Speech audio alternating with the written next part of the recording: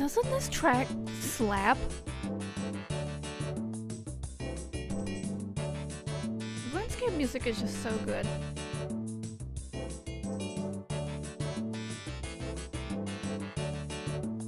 Oh, Emma, I really do recommend listening to RuneScape music while you work on scripting.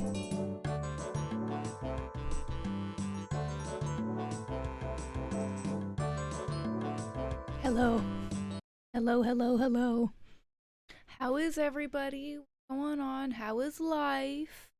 Pez, Emma, and Katie are here. Oh my golly, hello, Pez. Did you hear your sound effect there? I didn't. Let me try Emma. Uh-oh. Something fucky-wucky is happening. Because you don't know, it worked a second ago. It worked a second ago. Like before the stream started, completely it worked. It totally worked. Let me try the soundboard. This fucking worked a minute ago. Why did it stop? I don't understand. Okay, now the soundboard isn't working. Butt hurt. Wait, give me 1 second. I'm just gonna do this. Alright, we fixed it. I fixed it. Hello, hello. Hello, Paz.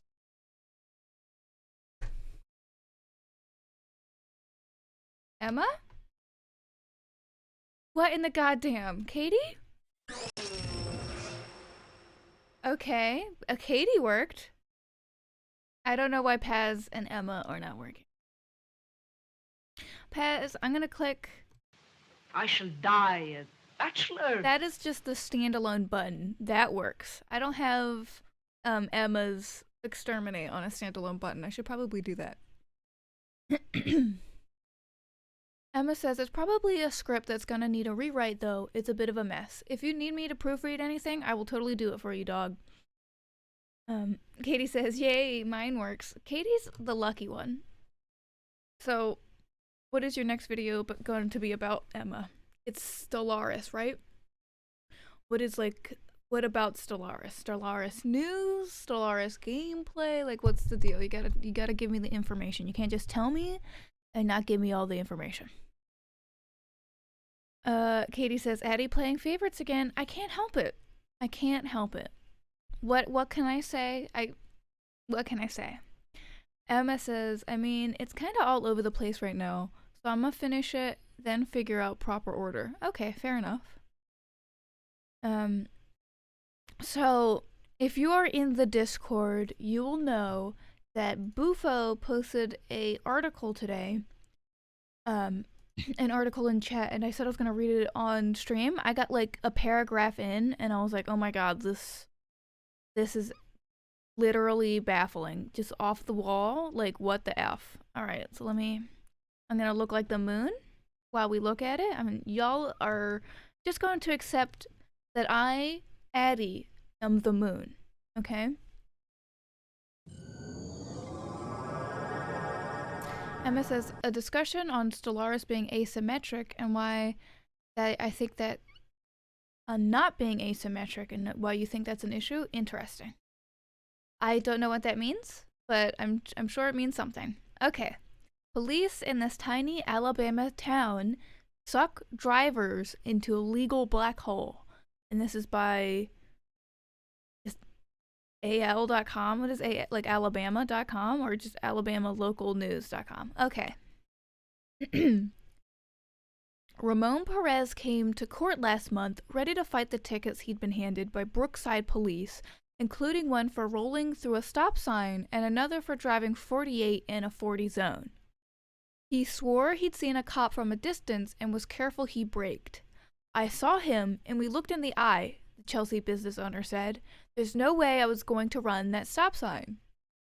When he got to court December 2nd, he saw scores of people just like him lining up to stand before the judge, Jim Wooten, complaining of penny ante crimes and harassment by officers.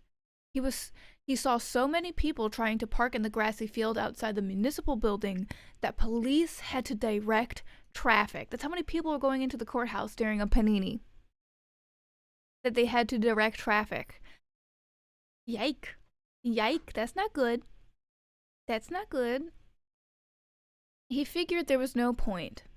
I saw the same attitude in every officer and every person, he said. That's why I hesitated to fight it. They were doing the same thing to every person that was there. They own the town. Perez, it appears, was right. Months of research and dozens of interviews by AL.com found that Brookside's finances are rocket-fueled by tickets and aggressive policing. In a 2-year period between 2018 and 2020, Brookside revenues from fines and forfeitures soared more than 640% and now make up half the city's total income. We're talking about a story from a town in Alabama called Brookside about police harassment and why the police don't do anything actually effective. And the police chief has called for more. So the police chief is saying to the police, we need more revenue from fines and forfeitures. In the town of 1,200 people, only 1,253 people are in this town. It's tiny. Just north of Birmingham, reported just 55 serious crimes to the state in the entire 8-year period between 2011 and 2018. None of them homicide or rape. But in 2018, it began building a police empire, hiring more and more officers to blanket its 6 miles of roads and a mile and a half jurisdiction on Interstate 22. By 2020, Brookside made more misdemeanor arrests than it had residents. Bruh. Read this again. By 2020, Brookside made more misdemeanor arrests than it had residents. It went from towing 50 vehicles in 2018 to 789 in 2020, each carrying fines. That is a 1,478% increase, with 1.7 tows for every household in town. Huh? What the fuck? The growth has become with trouble to match. Brookside officers have been accused in lawsuits of fabricating charges, using racist language, and making up laws to stack counts on passerbys. Defendants may pay thousands in fees or pay for costly appeals to state court, and poorer residents or passerby fall into patterns of debt they cannot easily escape. Brookside is a poster child for policing for profit, said Carla Crowder, the director of an Alabama Appleseed Center for Law and Justice, a nonprofit devoted to justice and equity. We are not safer because of it. It could be more. Brookside now faces at least 5 lawsuits. Advocates for justice reform, cops in other jurisdictions, even Jefferson County's top law enforcement officials have begun to question the town's tactics and its need for an expanding force. So just look at this graph real quick. So, teal, this is taxes, right? This is taxes. Look, in 2016, everything is about the same. Like, taxes are pretty high. And the fines, look how much the fines have grown. Bruh. Intergovernmental, now that, I don't know what that means. Does intergovernmental mean like the fees that you pay the court? Oh my gosh. Like, this is just like all you need to see. They, in 1 year, they went from $187,000 to $610,000. What in the fuck?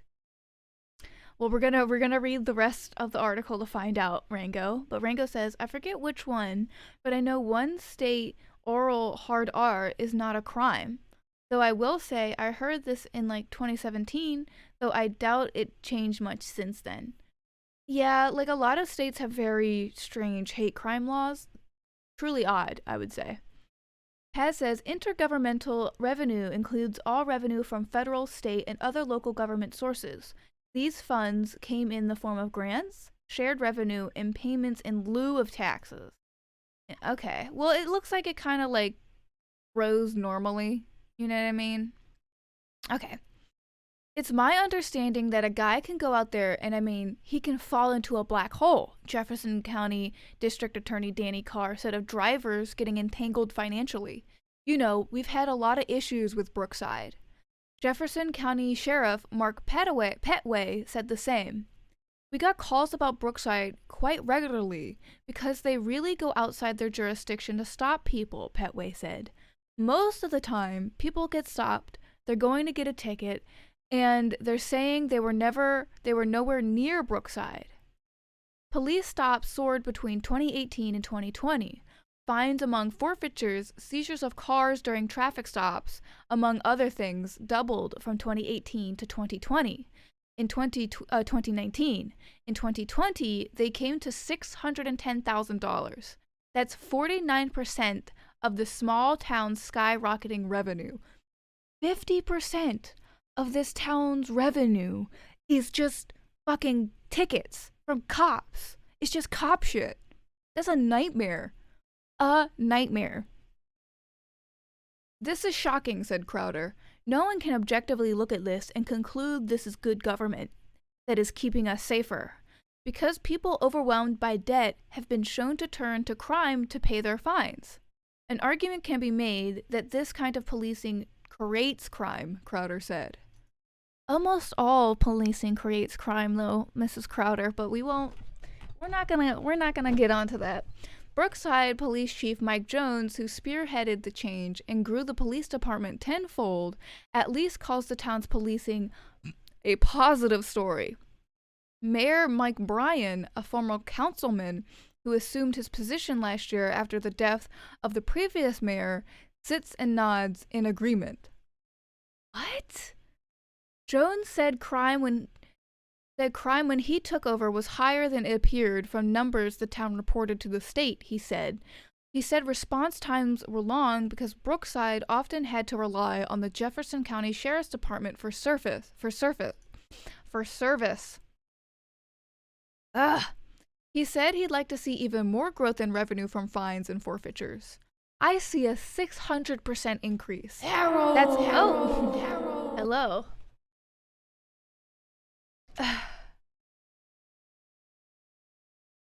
Chloe says, why? Why not? Have you considered that? Why not? Consider that. Joan, I see a 600% increase. That's a failure. If you had more officers and more productivity, you'd have more, Jones said. I think it could be more. When Jones was hired as chief in 2018, he was the only full-time police officer. He said in sworn testimony for a lawsuit filed against him and the city. By last summer, he said in a deposition, Brookside had hired 8 additional full-time officers and several part-timers. Asked in December how many officers were on staff, he refused to say, citing security concerns, though police staff sizes are reported regularly to the government for public consumption. Sir, just tell people that you are just a fucking piece of shit and that you're money laundering, bro. Rango, I'm not saying that he's money laundering, that's a joke. Rango says, oh, what the fuck? Oh yeah, we just want to ticket even more crimes. The justification? Well, it takes a long time and is a bit complicated to report crimes. So that means there is obviously more crimes, right? I know, it's just, this guy's a doofass. Well, it's all like, you know, posturing. It's all bullshit. They're just lining their pockets. A department of 9 officers in a 1,200-person town is far larger than average. Across the country, the average size of a force is 1 officer for every 588 residents, according to a governing magazine study that examined federal statistics. Last year, based on Jones' testimony, Brookside had at least one officer for every 144 residents. Now imagine just trying to exist in this town. Imagine just trying to fucking live, right? Imagine, for example, your wife is giving birth, right? She's pooping a baby out of her pussy. So you have to get in the car and zoom her to the hospital. I guarantee these police would give you a fucking ticket for that, because you can just tell that's their mindset. Sheriff Petaway gaped at the Brookside ratio.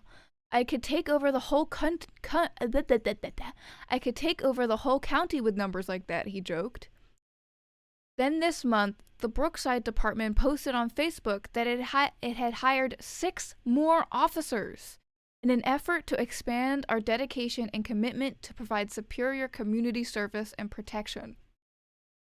Holy shit. So if they added 6 more officers, what's the math on that? What's the math? Is that like a cop per like every 10 people? I can't even, the math on that is just, I can't even think about it. Emma says, which is wild, because most police will escort you to a hospital at over speed limit. Like, I guarantee these cops will give you a ticket. That's just the way that they're coming off, you know? Holy shit.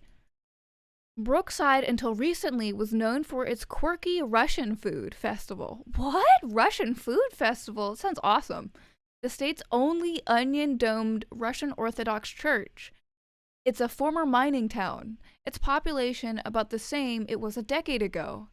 Fewer than 100 of its residents graduated college. Brookside is a poor town, 70% white and 21% black, with a small but growing Hispanic population, and a median income of well below the state average. The town survives on the fringes of Birmingham with tax revenue from the Dollar General, which forms the totality of its commercial district. In 2018, when the town had 1 full-time police officer and a few part-timers, it reported no serious crimes to the Alabama Criminal Justice Information Center. Brookside police did patrol the 1.5-mile stretch of Interstate 22 within their jurisdiction and wrote tickets that brought in $82,000 in fines that contributed a 14% chunk of the city's total income, a number that would be considered high in much of America. But Brookside's revenues from fines and forfeitures soared after that, and the town's law enforcement goals and its reputation changed. I saw one of these little big-ass, like, fucking army-ass trucks at Reagan International Airport just sitting in the parking lot, and there was just tons of cops around. And I'm like, bruh? Why? Rango says, and every cop is apparently being told to find random people. So 6 more is God. Who knows how many more? Right, like, how much more money are they making now that they have 6 more cops, and they made $600,000 last year? No, in 2020. So how much money did they make in 2021? Do you think they broke a milli?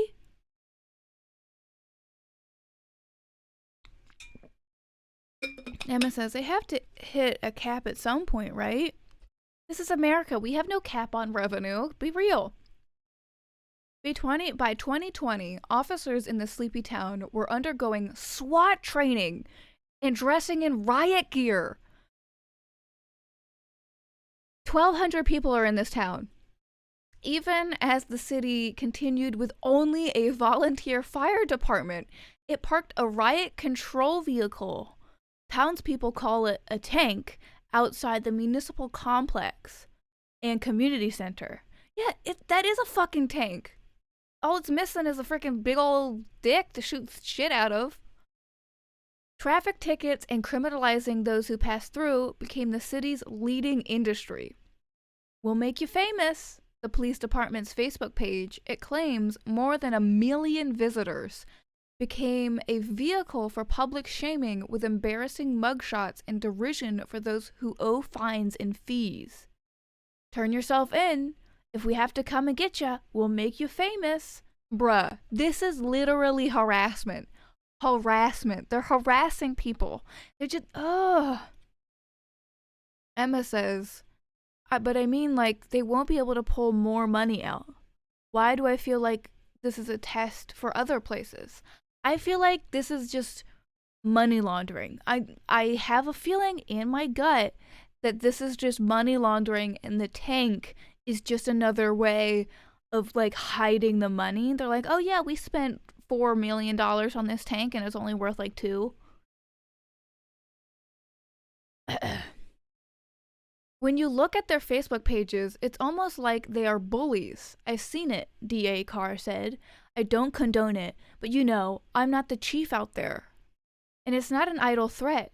Arrests on Brookside warrants went from 0 to 243 in the span of 2 years. 0 warrants to 243 in 2 years, according to Statistics Chief Jones presented to the council. Jones again, as Mayor Bryan nodded, said the goal of the department is only to help people. It's not about making a dollar, Jones said. Yet the town, with no traffic lights, collected $487 in fines and forfeitures in 2020 for every man, woman, and child. Though many of those fined were merely passing by on the Interstate 22. Total town income more than doubled from 2018 to 2020, from $582,000 to more than $1.2 million, as fines and forfeitures rose 640%. Look at this effing pie chart. Look, they're giving us more charts to show us how fucked this is. Nearly half of this chart is just fines and forfeitures. This is a nightmare. This is a nightmare. Rango says public shaming of criminals is terrible.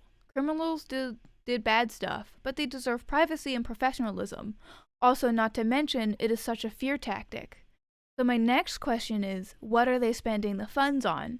Well, we see here, up here, the one example is this tank. But like I said, I feel like it's getting laundered. I feel like they're just lining their I feel like it's all getting turned into Swiss francs, if you know what I'm saying. Jones and Bryan said neither the town nor the police department relies on the revenue officers bring in. In fact, they said in November they didn't know how the money is spent? What? Isn't mayor? He's the mayor of the fucking town and he doesn't know where the money goes? What? Bruh. I don't understand. How do you not know? You are literally the big boss. You are the boss of the town. This is your money. Holy shit.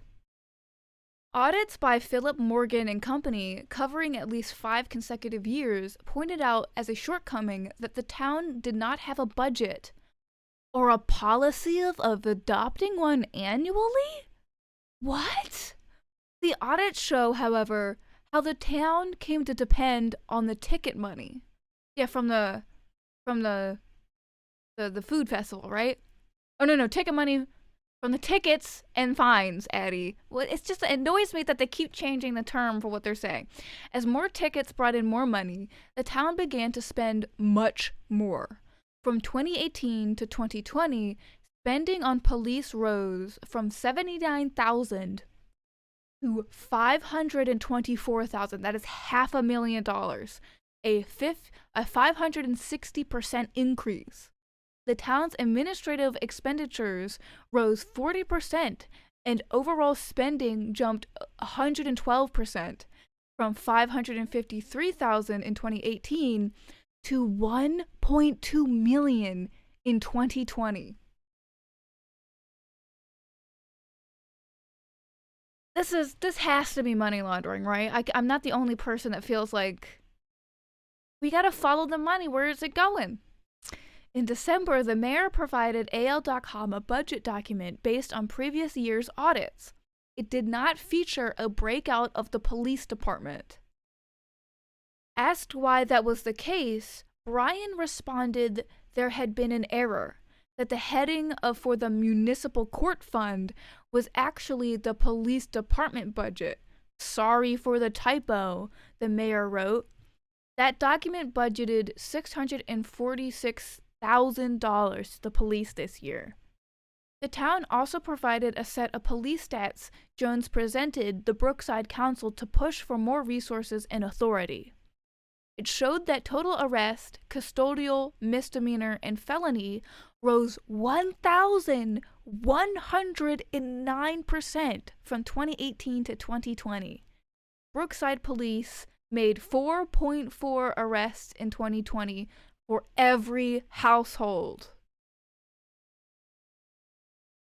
Holy shit.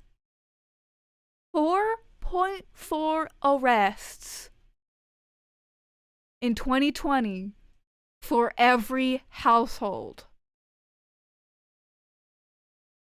Jesus Christ. Emma says, does the IRS handle this? Who looks at this? LOL. The IRS should, but you gotta understand that the IRS is severely underfunded and it has been for decades.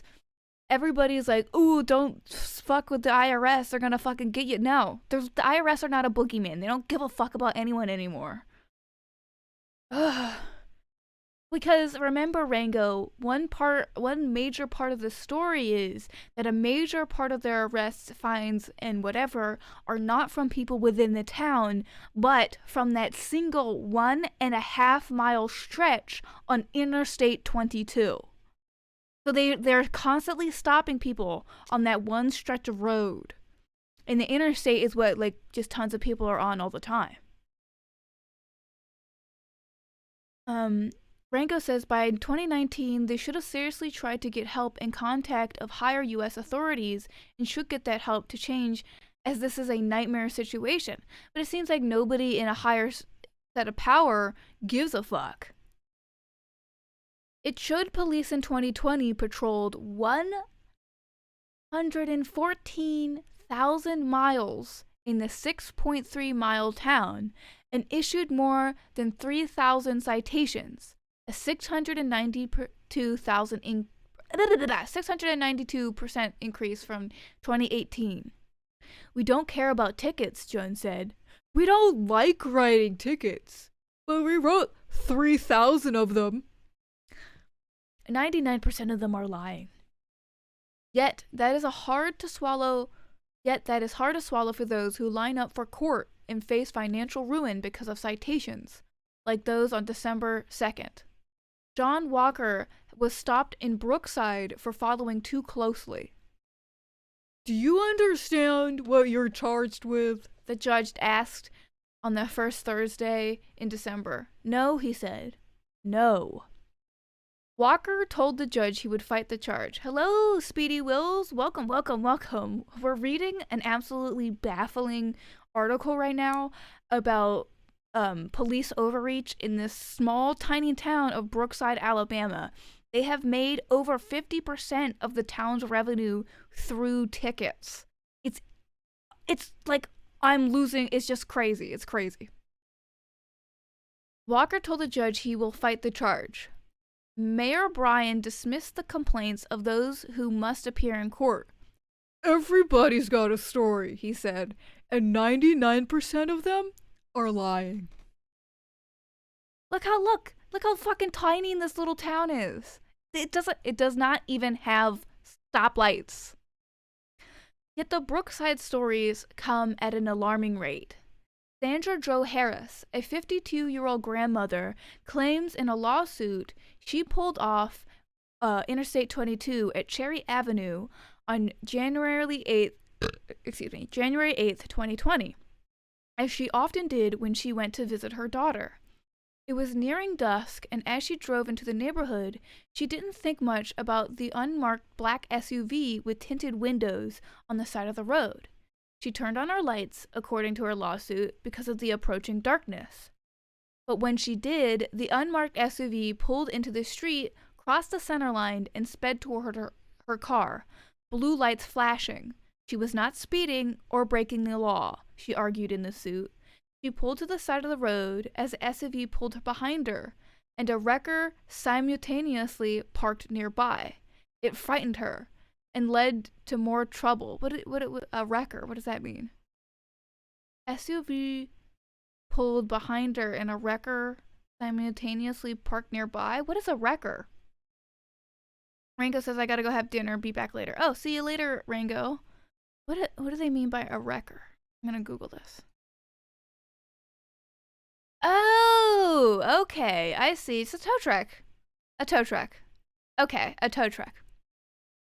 That's suspicious. That's weird. Hello, Ecuador. Hold up, Emma is sending an image. Yes, yeah, a tow truck. Thank you, Emma. I don't know why they said, okay. It must just be a different term. Officers dressed completely in dark, unmarked uniforms approached her. This is an old lady. Oh, she's 52. She's not an old lady. She's younger than my mom. And one accused her of flickering her lights to warn others of their presence. Her suit, that's not illegal. That's free speech. That's lit. Can you flash your lights to warn of police? That's free speech. Although the legality of headlight flashing varies from state to state, okay, a federal court ruled that flashing headlights was constitutionally protected form of speech. It's free speech, bitch. Fuck you. Whatever. Unsure what was happening, Harris dialed 911, but an officer grabbed the phone and threw it to the ground, breaking it. Bruh. The lawsuit says police put her in a patrol car and searched her vehicle for drugs. Bruh. Are you kidding me? This lady was just trying to go see her daughter, trying to go hang out, and now these police they're literally harassing her. I mean, this is horrible, and this is happening to thousands of people by this police department. Like, it's incredible. They make millions of dollars off of this every year.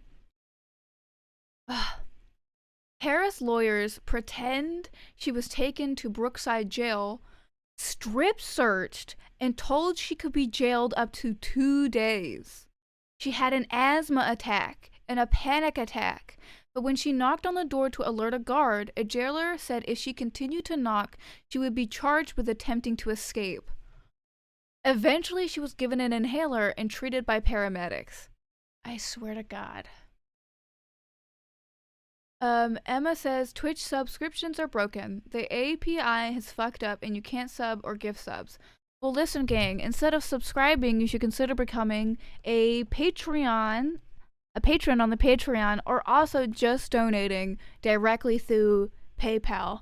A bitch needs money. She's got to pay lots of money for medication every month, and I'm rationing my medication already. I'm not making much money, so please help me, please. Okay.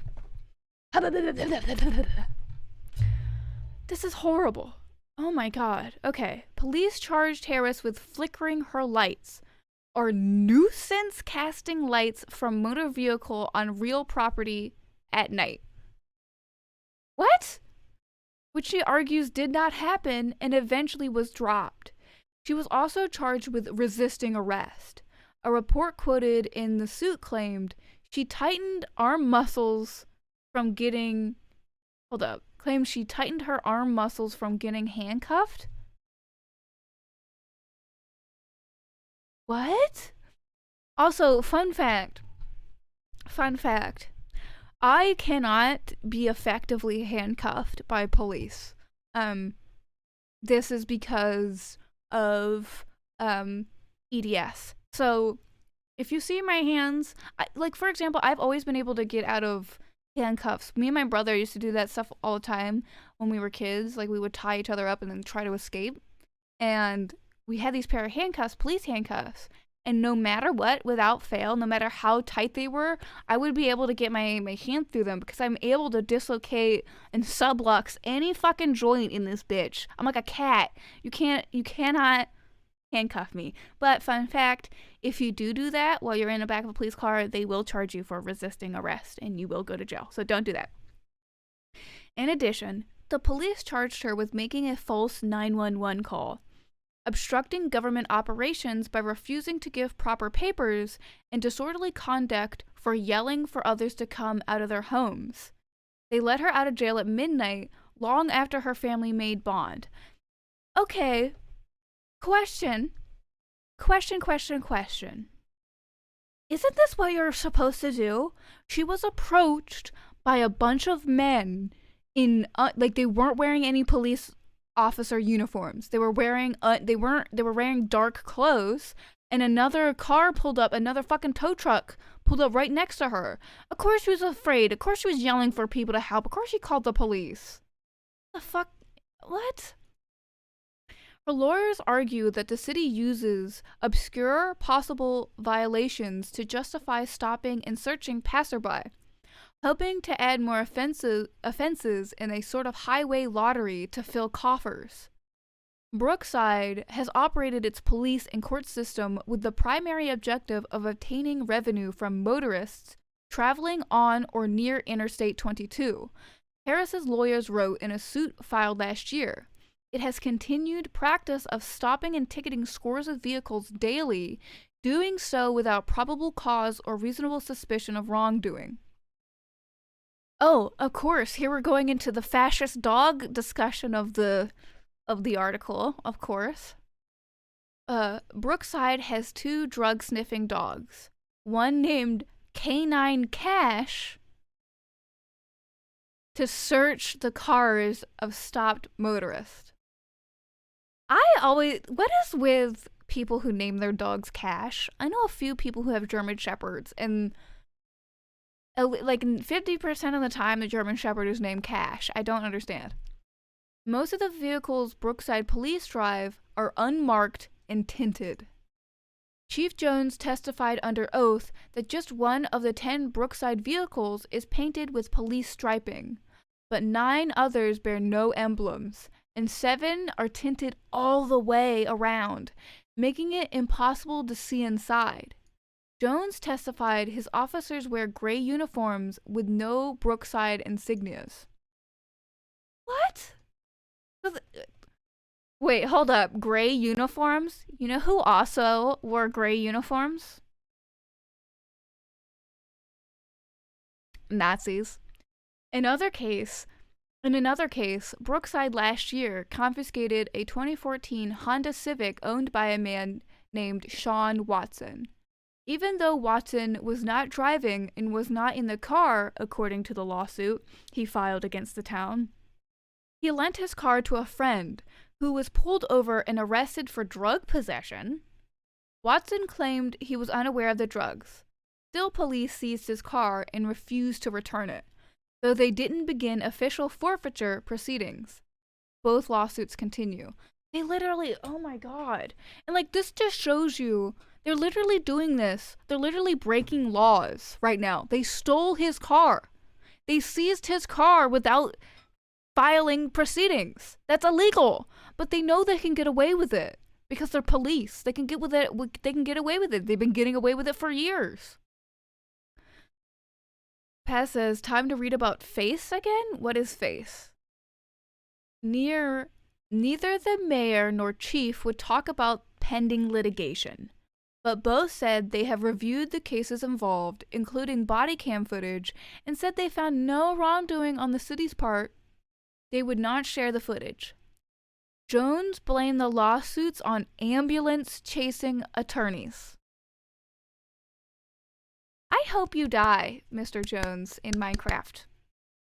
I don't mean this. I mean it in Minecraft. Allegedly, I did not say that. But in jokes, I hope everybody involved in this story that has anything to do with the police dies.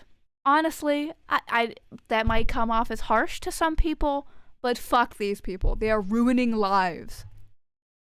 But lawyers and law enforcement officers across central Alabama have raised questions about things in Brookside they say have never otherwise come across. Lawyer Martin Weinberg had a client in Brookside, a young man named Thomas Hall, who was stopped for speeding and found with a small amount of marijuana. Every time I drive, I get really scared that I'm gonna get pulled over. and tested.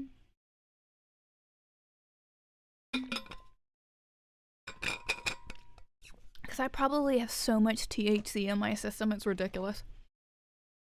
He was charged with misdemeanor possession, but also 5 counts of possession of drug paraphernalia for rolling papers, the baggie that held the marijuana, cigar wrappers, a small jar that once may have held marijuana, and a small tray that might have been used to roll a joint. I hate this. I hate this. I hate this. Wouldn't it be really kind of fucked up if this guy used a pipe and he didn't use the rolling paper or cigar wrappers for weed at all? He also smokes tobacco? The names of the officers were not listed on the tickets indicative Brookside. Instead, the arresting officer was listed as Agent JS, while the assisting officer was Agent AR. What the fuck? Who the fuck do you think you are? The FBI? Agent JS. Agent AR. A judge set Hall's fines at $6,000, and he had to post $12,000 bond while he appealed the case, an amount Weinberg considered excessive, and one that would prevent defendants without money or support from arguing their case in state court.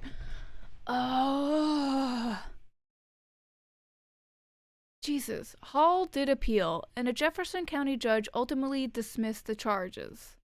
Bill Dawson, a lawyer who has represented several clients in Brookside, said defendants has faced possession charges for a joint, with paraphernalia charges tacked on for the paper it was rolled in. I've never seen possession case split like that. It's unheard of.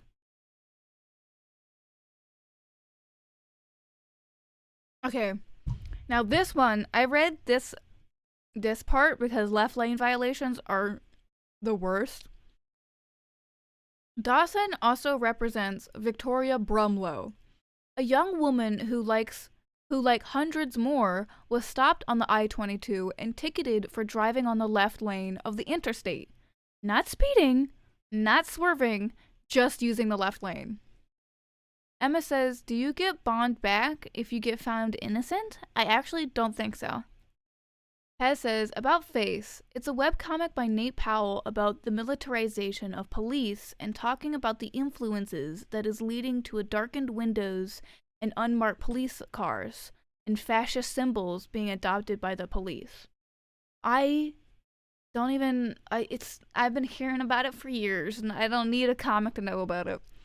A Brookside officer ticketed Brumlow under Alabama Code Section 32-5-77, which her lawyers contend does not contain a crime, but it's a common charge in Brookside. So what is this? I am not reading all of this shit. Could you? What? Oh my god. It's like, okay.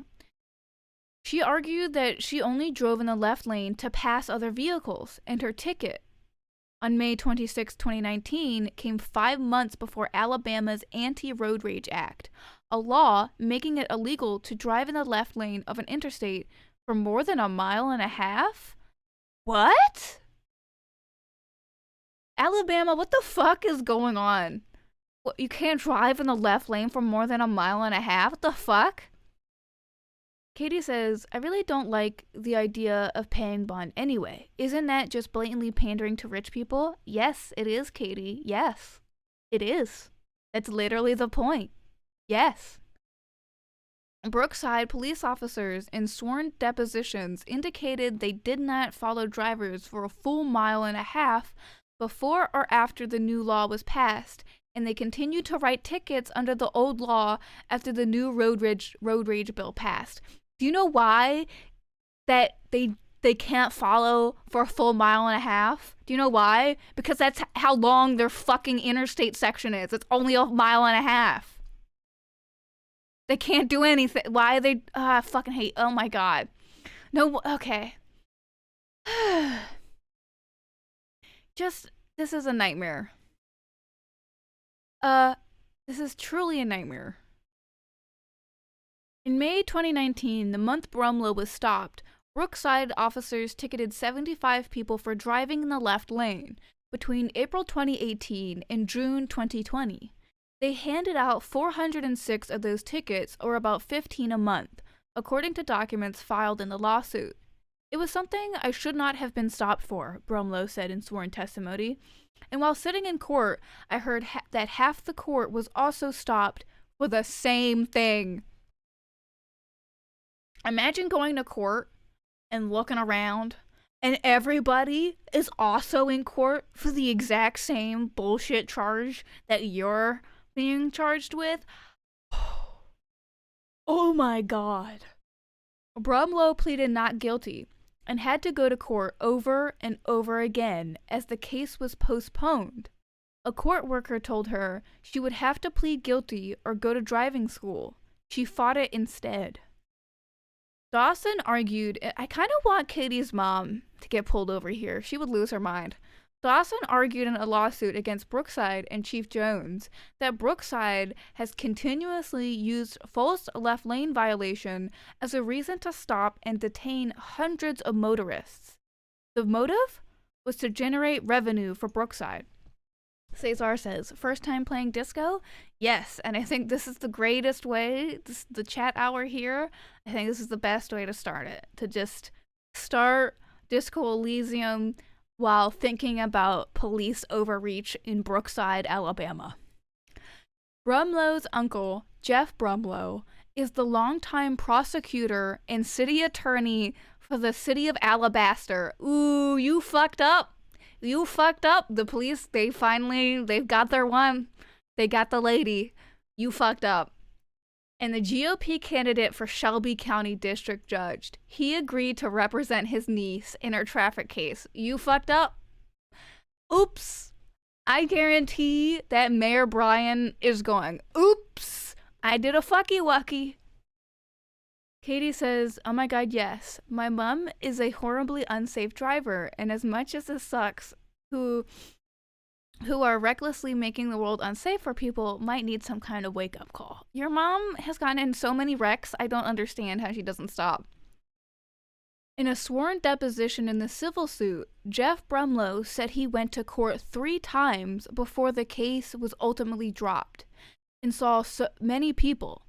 He'd guess 25 to 30% of all defendants charged with the dubious left lane violation. You're not allowed to drive in the left lane in this. What? Why even have a left lane if you're not allowed to drive in it? I don't understand. What I had watched in court with the use of this particular charge, just to be quite frank, it offended me that a court would act that way and that a city would act that way toward people who really don't have that kind of money, he testified. This is so ironic. This has got to be so ironic if you're black. So it was a bit of a moral outrage because I had sat in court 3 times now and it was no longer a mistake. This was an intentional policy of the city and my niece just happened to get caught up in it and happened to challenge it. And it broke her heart. It broke my heart. Bro, yeah, they really fucked up by charging her because now another big ass cock dude's in the town and he's like, listen. Ramon Perez felt that way as well, sitting in the courtroom and hearing defendants plead the same charges over and over. He'd been stopped for rolling the stop sign, which he disputes, and speeding, which also he disputes. He was also ticketed for improper signal, though he can't even fathom how that might have occurred. He was cited for driving with a suspended license, a matter he thought he'd cleared up, but he doesn't blame Brookside for that. It is what happened after the stop that is most concerning to him. He feels the police saw him as prey and treated him as such. Perez is Hispanic, and his passenger was a Brookside resident, also Hispanic, who didn't have her purse with her, Perez said. The officer said he would take them both to jail because she didn't have her ID. What? Which is another problem altogether, Chef Petway said. We don't have a law that says if you don't have an ID, you go to jail, he said. If you want to go out there and do something like that, you are creating a law. Perez said the officer went absolutely crazy over her lack of ID. He was very ugly from the start. Ultimately, another officer took Perez to his friend's house to retrieve her ID, he said. His car was towed, with apologies from the tow truck driver, costing him several $100s. Ridiculous. Perez ultimately decided to pay the $1,100 fine on top of hundreds he'd already spent to get his tow card back and the heck out of Brookside. Which is exactly what the town is banking on, according to those who have watched Brookside grow into one of Alabama's biggest and most troublesome traffic traps. Perez is angry at his treatment, but he also worries for the relatives and employees who live in Brookside. Not all of them can afford to pay their fines as he did, and some have been put on payment plans. I hate this. I feel bad for those guys who struggle, Perez said. He is still torn, wondering if he should have fought the town harder. I should have brought a lawyer, but right now my time is not there, he said. But my behavior was right. I know that. Sheriff Petway said to those who face charges in Brookside and want to ensure justice can get a bond and appeal their case. Suck my dick. It may cost some money to go through that process, he said, but if you want real justice, I think you'll go through the process. Fairness and real justice, I believe, is something people are looking for when it comes to law enforcement. Suck my fat cock. Petway also said issues with Brookside could draw attention of the federal government. Yes, the government needs to step in.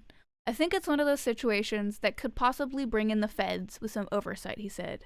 I wouldn't be surprised if they opened up an investigation. You can't do what's going on over there. Yeah, of course the feds are going to get involved. God, this story. Jeez. Cesar says, I'm 100% not judging your pronunciation, but I find it hilarious that you pronounce Perez because it makes me think Perez Hilton got arrested. Hello, Amanda. What? Hello, Cesar. True to Kaiser. I want to see if Emma's is working. Okay, Pez? I shall die a bachelor. Okay, there. It's all working now, everybody. I don't know why. It wasn't working. Emma says there was no transporter noise, by the way. What? Hold up.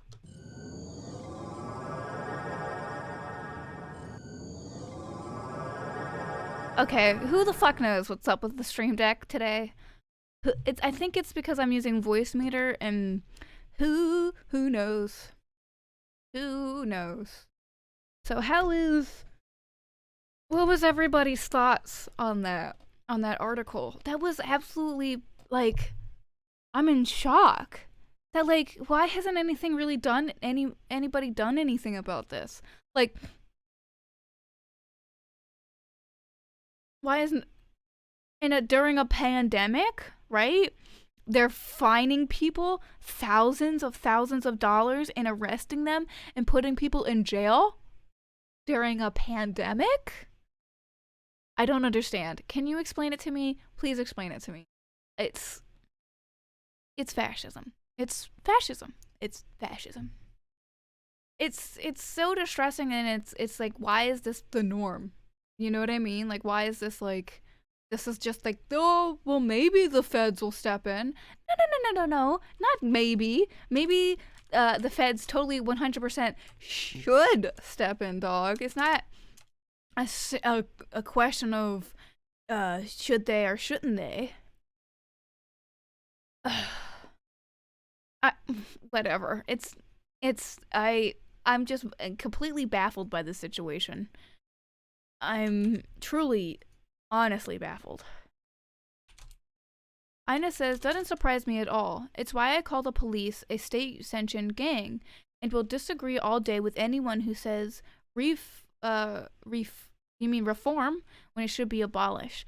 Yes, I mean, like Paz says, it's literally mafia shakedown tactics, and it's not surprising because they're the police. That's what the police are. They are literally a mafia. The police are the enforcers of the rich, and the rich want money. Katie says those people are just so horribly unjust, and I don't understand why they're able to just get away with it, because they're the police. The police can do whatever they want. I mean, like, they're literally making up laws and shit, and nothing is happening. They're receiving no punishment, no pushback. Because they know, oh, if we don't make the money on that one person, we'll just charge another person. Equita says it's horrifying, and it shows that there really isn't any police oversight. Abolish the police. Yes, there is no police oversight, and even if the feds step in, I doubt there will be any fundamental change. They'll just be like, stop it, stop. Or they'll hire a new police chief and there'll be minor changes to the force. But I guarantee you that number of police officers on the force will not drop. It'll be the exact same amount of police officers. I guarantee you. They'll get rid of the police chief, they'll get rid of the mayor, and it'll be the same shit. I guarantee you. The mayor and that police chief are going to become scapegoats. Have you noticed that none of the police officers that committed these crimes were named in this article? Not a single one.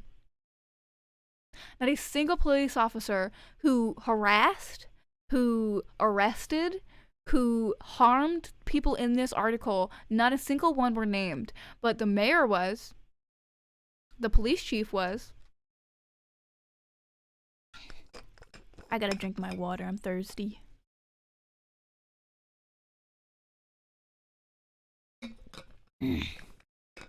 Welcome back, Paz. You should know that we fixed your thing. Your sub thingy works now, look. I shall die a bachelor. I fixed it with magic. I was looking at like I was on Amazon looking at green screens the other day, and like you can get like a small one that like connects to the back of your chair, right? And it's actually kind of big. It would fit this whole screen, right? And the guy, there's like a review, a guy like really upset. He was like, "It's too small." And it's like, motherfucker, just zoom. You lazy bitch. Crop. You're fucking you don't need to show like your entire bedroom. That is something that really annoys me about like so many streamers, is that like the streamer will be like this small, but you'll see their entire bedroom. Motherfucker, zoom in, crop, please. Please have, it's like I try so hard, and you just see the people like at so many streamers where you can see like their entire bedroom because they don't know how to crop, and it's like, look, just right click your video capture device. It's not that hard. Hello, Moss. How are you? How is your life going? How is life? Is it good? Do we need to beat anybody up? Do we have any disruptors that we need to handle? Because we can take care of that. Cesar says sometimes they just want to show off. Yeah, like if you have a really cool set or whatever, but like I see so many streamers where like there's literally nothing in the background. The walls are bare. The ground is bare. It's like an empty room. I'm like, are you in prison? What's going on? It's very odd. It's like, do y'all have you make thousands of dollars on this website every day? Can you put in some effort and make shit interesting? I don't know. Anyway, gang, we're gonna hit our little 5-minute break before Disco Elysium. We're gonna play Disco Elysium after the 5-minute break, so go get up, go get a snack. I will stay here and chat with y'all. Ma says, I just dropped out of college with little to no plan, so I'll probably be here a lot more until I get a job around here. LOL. Hell yeah! I mean, that's basically what I did. I dropped out of college, and I was like, I'm gonna get this surgery, and then I'm gonna go back to college. And then I got the surgery, and then I couldn't go back to college. So then I was like, okay, I'm gonna start streaming until I go back to college. And now it's been 2 years. So, yeah.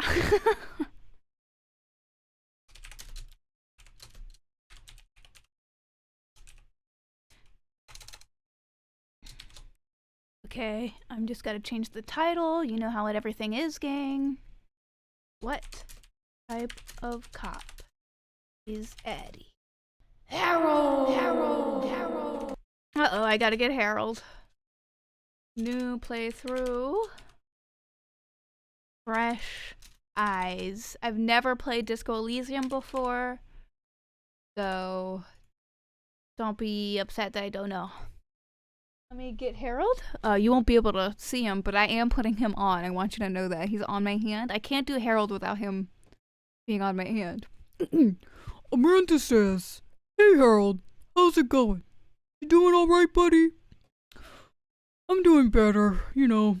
We had a rough holiday season, but we're doing okay here in the swamp. I mean, the swamp froze over during Christmas. It got really cold. There was no mud. It was all rough and hard and icy. It was truly, it sucked, but now it's doing a lot better. The swamp isn't, there's some mud left in the swamp that you can hang out in. There's bugs coming back, so, you know, it's all good here in the swamp. We have no police in the swamp, so that's pretty great." Paz says, I've run out of Earl Grey, so I'm instead now drinking English breakfast tea at night.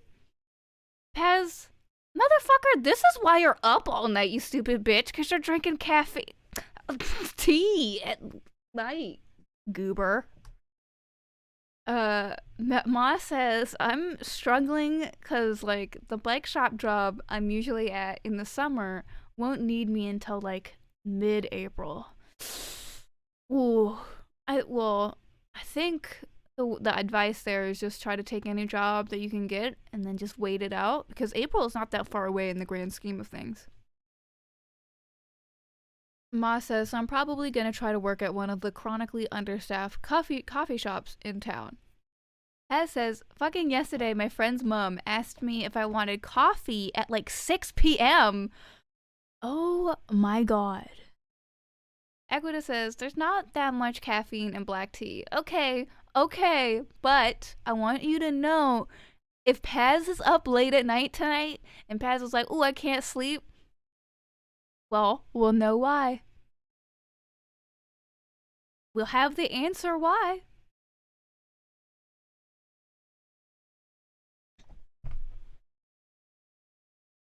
You can't, mental health, wrong. Insomnia, wrong. It's because you drink tea.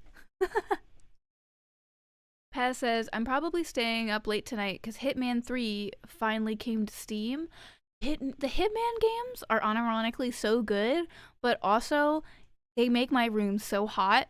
My computer runs the hardest it's ever run to run that game. Cesar says, I'm the same, but I don't want to sleep because uni. Sleeping is overrated. I feel like the ultimate human invention, if we ever get to it, is if we completely phase out sleep somehow. I want to phase out sleep. I want to be able... I want it. I crave it. I gotta have it. Okay. Pez says, Hitman is the only good Danish export? Hitman is made in Denmark? That's gotta explain why the story is so boring. Nothing happens in Denmark, so people have nothing to write about. I've gotta close out the 3 versions of this article I opened up to read. Katie says, oh my god, yes. I would love if sleep was just an optional thing, like the rest timer in Elder Scrolls. I agree too, Katie. I agree too. Alright, gang. What's that sound? Oh! Look at this! Disco Elysium! Alright. So, listen, gang. What? Should I make my own, or should we go with one of these options? Also, what is up with this? Why is it like hazy here, but not here? That's a little annoying. Should we go thinker? Should we go sensitive? Should we go physical? Or should we go create our own? I think maybe Extremely intelligent, very bad with people, knows interesting facts, comes up with original ideas. Very psychological, a magnetic personality, but unstable. Which one do you think describes me the most, everybody? Extremely physical, interacts with the world through his body, gets things done, but dumb as a rock. Alright, are we a himbo? Are we an empath? Or are we Chloe?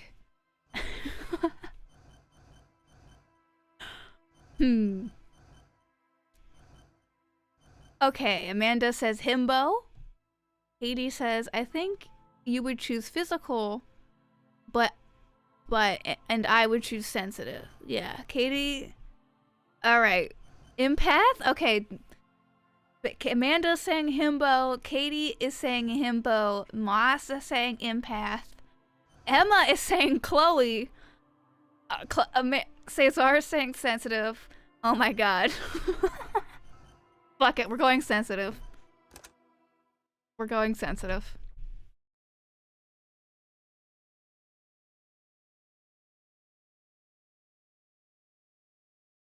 I read that as furries. The Furies are at home in the mirror. It is their address. Even the clearest water, if deep enough, can drown. Yeah, you can drown in literally... It's all it depends on if you aspirate that water. You can literally have this much, like the thinnest amount of water. If you just suck your lips to it, go, you're gonna drown. There is nothing. Only warm primordial blackness. Your conscious ferments in it. No larger than a single grain of malt. You don't have to do anything anymore. Oh, is this my lizard brain? This is my lizard brain. Ever. Whoa. Okay. Never, ever. Now, what does this button do? Okay, is this doing something for y'all?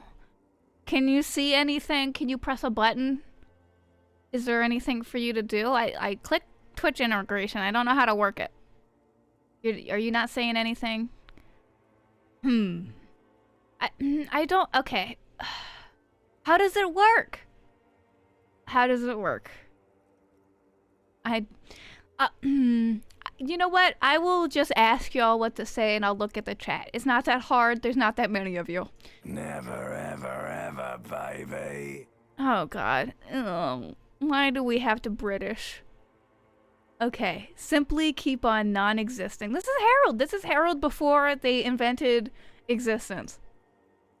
Ancient reptilian brain, sir. That's not reptilian. It's amphibian. An inordinate amount of time passes. It is utterly void of struggle. No ex-wives are contained within it. Okay, should I say this is great? Give me some more?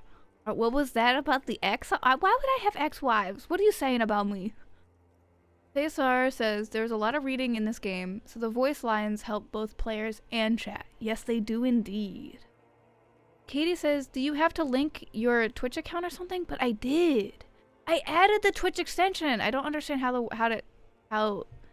Alright, give me some more. You got it, sweet brother. Nothing upon nothing upon nothing. I love we're nothing. I like nothing, or how about you cough up some more of that sweet oblivion? I'm gonna say I'll give me some more of that sweet nothingness, baby. Coming right up, sir. Smooth passage. Alonze, let's go. Or I want to get off now. I like pain and burning light and wanting things from people who don't want to give them to me. Okay. Cesar says they are a kind of Catalan too. Let's call them Mediterranean to avoid a racism ban. Yes, don't be racist.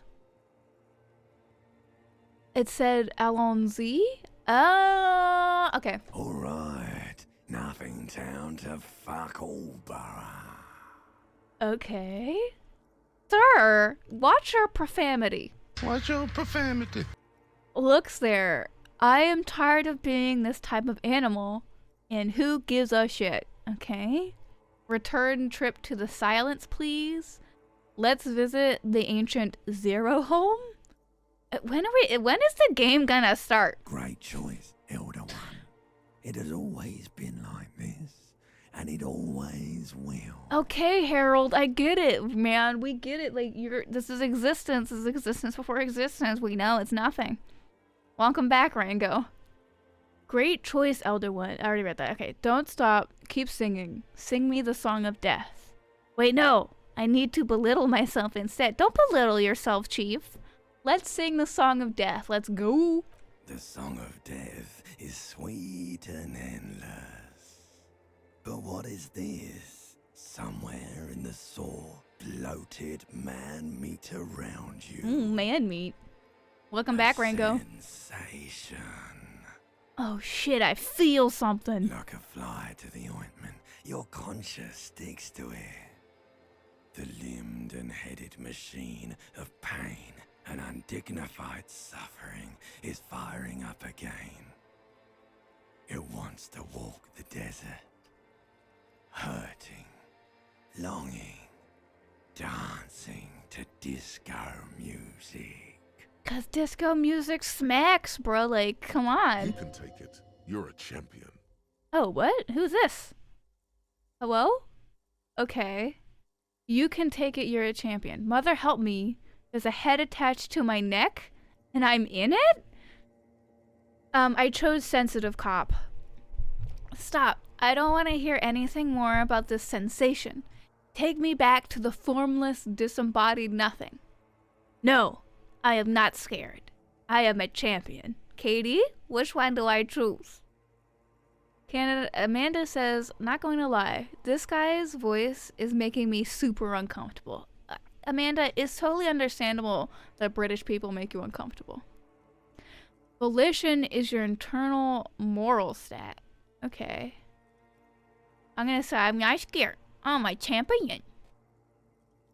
The stench of liquor rises from your mouth, and with it, an ungodly headache. Ooh. Well, this is what you get for drinking alcohol. Help. Someone cut my head off. It's trying to murder the rest of me? Who am I? What sort of creature does this to your own mouth? Okay. I'm a bit scared now. Let's go back to the dark. Don't be a pussy. Don't be a pussy.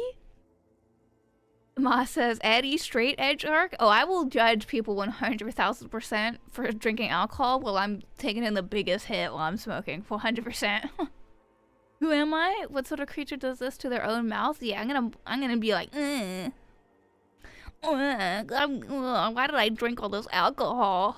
A fiery streak penetrates your skull, trying to force your eyes open. What? It's a sound. A clarion call from hell. Okay, trying to open my little eyeballs. Okay, listen, I already have a migraine today. Ah, dude. Damn, bitch, you live like this?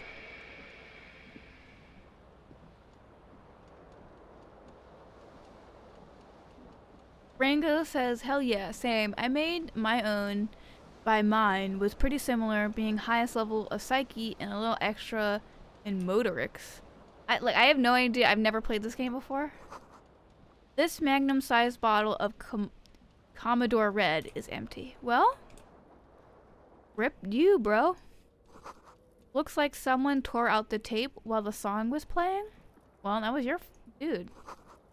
This reel-to-reel tape player is still on, rolling empty. This is shoe? Ooh, this is a nice shoe. Oh, I only got one shoe? Okay, let's put on my pants. Yeah, put on your pants, bro. Bro, he's got a broken window. Dude, in England, you're gonna get cold, man. The window stands broken in its frame. Cold wind blows in. Visual calculus? Assess the damage? What the fuck does this mean? What do you mean? Assess the damage. How would you do that? What are you even trying to do? Bruh, it's okay. Look out the window. morning light hurts your eyes. It's hazy, but you see the ocean and some war-torn buildings. Okay, so okay. That's scary. Oh, I gotta grab my tie. It's very important I grab my tie, apparently. Bruh. This fan has 2 chain pull switches. One ends in a tiny fan, the other in a light bulb. Uh-huh. A truly horrific necktie has somehow attached itself to one of the blades. Yeah, green is never a good color for neckties, bro. Or has it been consigned there as punishment? You feel as What? though this creature is your friend and wants to reattach itself to your neck so that you may continue your adventures together in this strange world. Okay, let's pull on the The fan. blades come squeaking to a halt. It should be easier to reach the tie now. A terrible mistake. Ooh, I turned on the Turn light. the lights off immediately. You can practically feel the photons burning a hole in your brain. Oops, I did a migraine. It's just a little hangover-induced photosensitivity. Don't overreact. Well, yeah, if you have a migraine, unironically, neurologists will tell you to like push through the pain because it's better for you. It's how you get better. It's how you. Let's do it. Little black spots dance on your retinas. It's almost pleasurable. Grab the tie, bro. You reach out to grab Fuck! the tie. But what's this? Diffuse, radiating chest pain. Doom comes over you. Ooh. This is bad. Feels Oopsie. like sharp stones grinding in your I'm chest getting to keep bodied you by a from fucking moving. fan. For quite a long time. Still ongoing. Now is a good time to start worrying. Did I get killed by a fan? Finally, the pressure recedes. You find yourself covered in cold sweat and trying not to move, hoping it will keep you from dying. Alright, let's The turn off the lights light. are off again. Alright, rip. Guess I'm not getting my tie. Ooh. Ooh. Look in the mirror. See how ugly you look, man. You hear a jingle. Keys are clinking in the pocket of your flare-cut pants. Fish them out. It says, whirling in rags, on the aluminium keyring. There is a single key on the ring. The number 1 is etched on it. It should open the door. Thank you. Ooh, we got me a shirt. Take a bath. Oh, bottles in the bathtub. Wine, beer, and sweet liqueurs. Bro. Man, bitch, this is how you live? I feel bad for this guy. Man, this guy needs some pussy in his life.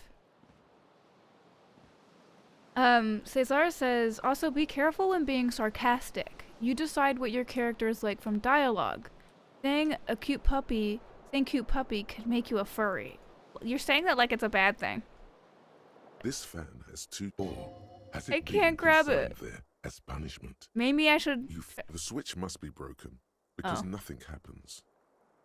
The air in the room is starting to feel like vaporized urine. Ew, nasty. Arango says, the little bubbles around your head are most important bubbles and it can even start real conversations? Okay. Oh, well, like when it gets it like up here. I'm sorry. I'm sorry. I tried to get the time. I fucked up. I'm sorry. Oh, look, there's a lady over here. Listen, you know what this guy... Hello, officer. Oh, he knows I'm a cop. Damn it. This is March in the year's 1951? Bro, no wonder nobody likes you, bro. You're a cop in the 50s. The young woman raises a cigarette to her lips. Officer? Am I military personnel? Bro, turn your bloated face away from her beauty and just keep on walking. Yeah, she's too hot for me. I don't deserve pretty ladies because I'm a cop. Cesar says, yeah, like I want to be a furry cop. This is the weekend edition of the satirical newspaper Trompe le Monde. Oh, why are we in France? Ugh! Ugh! Psyche is all about how you emotionally think. Intelligence is more logical, deep thinking. Physical is amazing, being your instinctual feelings. And motorics is the most boring, with pure senses interactions like hearing and visuals. Boring. There's something on the table. What is it? Grab it. Oh, hell yeah. I stole some money. Oh, what? Oh, I left the building. Paz says, oh, Eddie, are we gonna delude ourselves into thinking we're actually Karl Marx?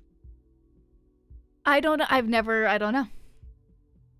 Rango says, this is not a real location and takes inspiration from many places, mostly feeling like a mix of Scandinavian countries and Disco America. It also takes aspects from many of our modern time periods. And then Emma says, everybody hates the French. Exactly. Rango, we gotta go back in here because I didn't go downstairs. Since there's a loading screen, I'm gonna run a 30-second ad game. I'm sorry. If you don't want to see ads, oh, you gotta subscribe. You can't subscribe right now. Oh well, here's the 30-second ad. Amanda says, I stole some money. Addie's really getting into being a cop already. Exactly. I'm just getting into the zone. I'm getting into the mindset. So what's up with my portrait of Dorian Gray over here? Can we have an explanation on that? Oh, I thought you could walk down the stairs. People are more forgiving to persons of power, like police officers. Ugh. Ma says, what are Europeans? I've never heard of one of those. Europeans? Ugh. Who let them? Paz says, oh, until you look in a mirror, your face stays like that, Addie? Oh, cool. Can I sing? A big old karaoke mic just waiting for someone to sing into it.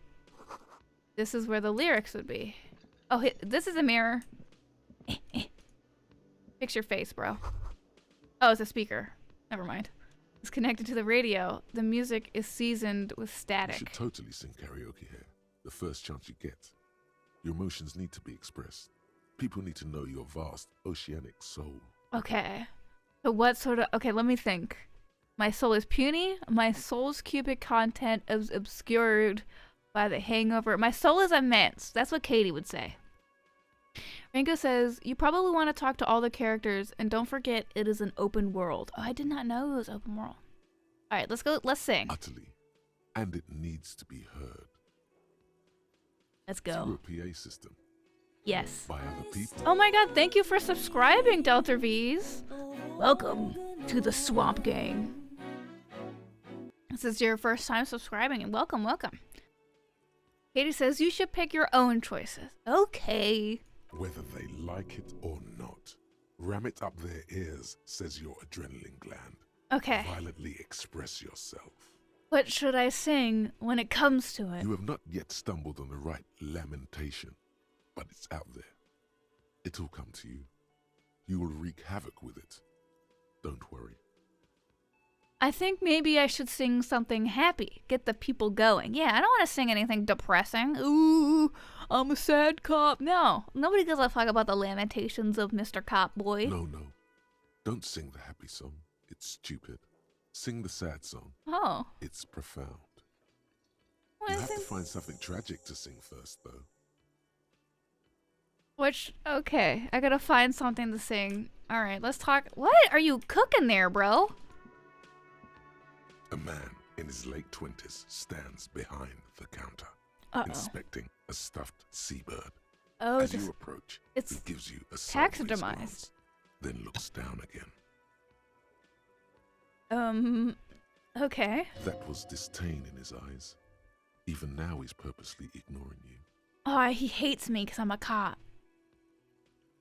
Something tells me don't be so freaking obvious. Are you the bartender? No, I'm not the bartender. I'm the cafeteria manager. What's the difference? Oh, like I didn't even think that. I just thought that to myself. I didn't even see that. I have 3 cafeterias to manage.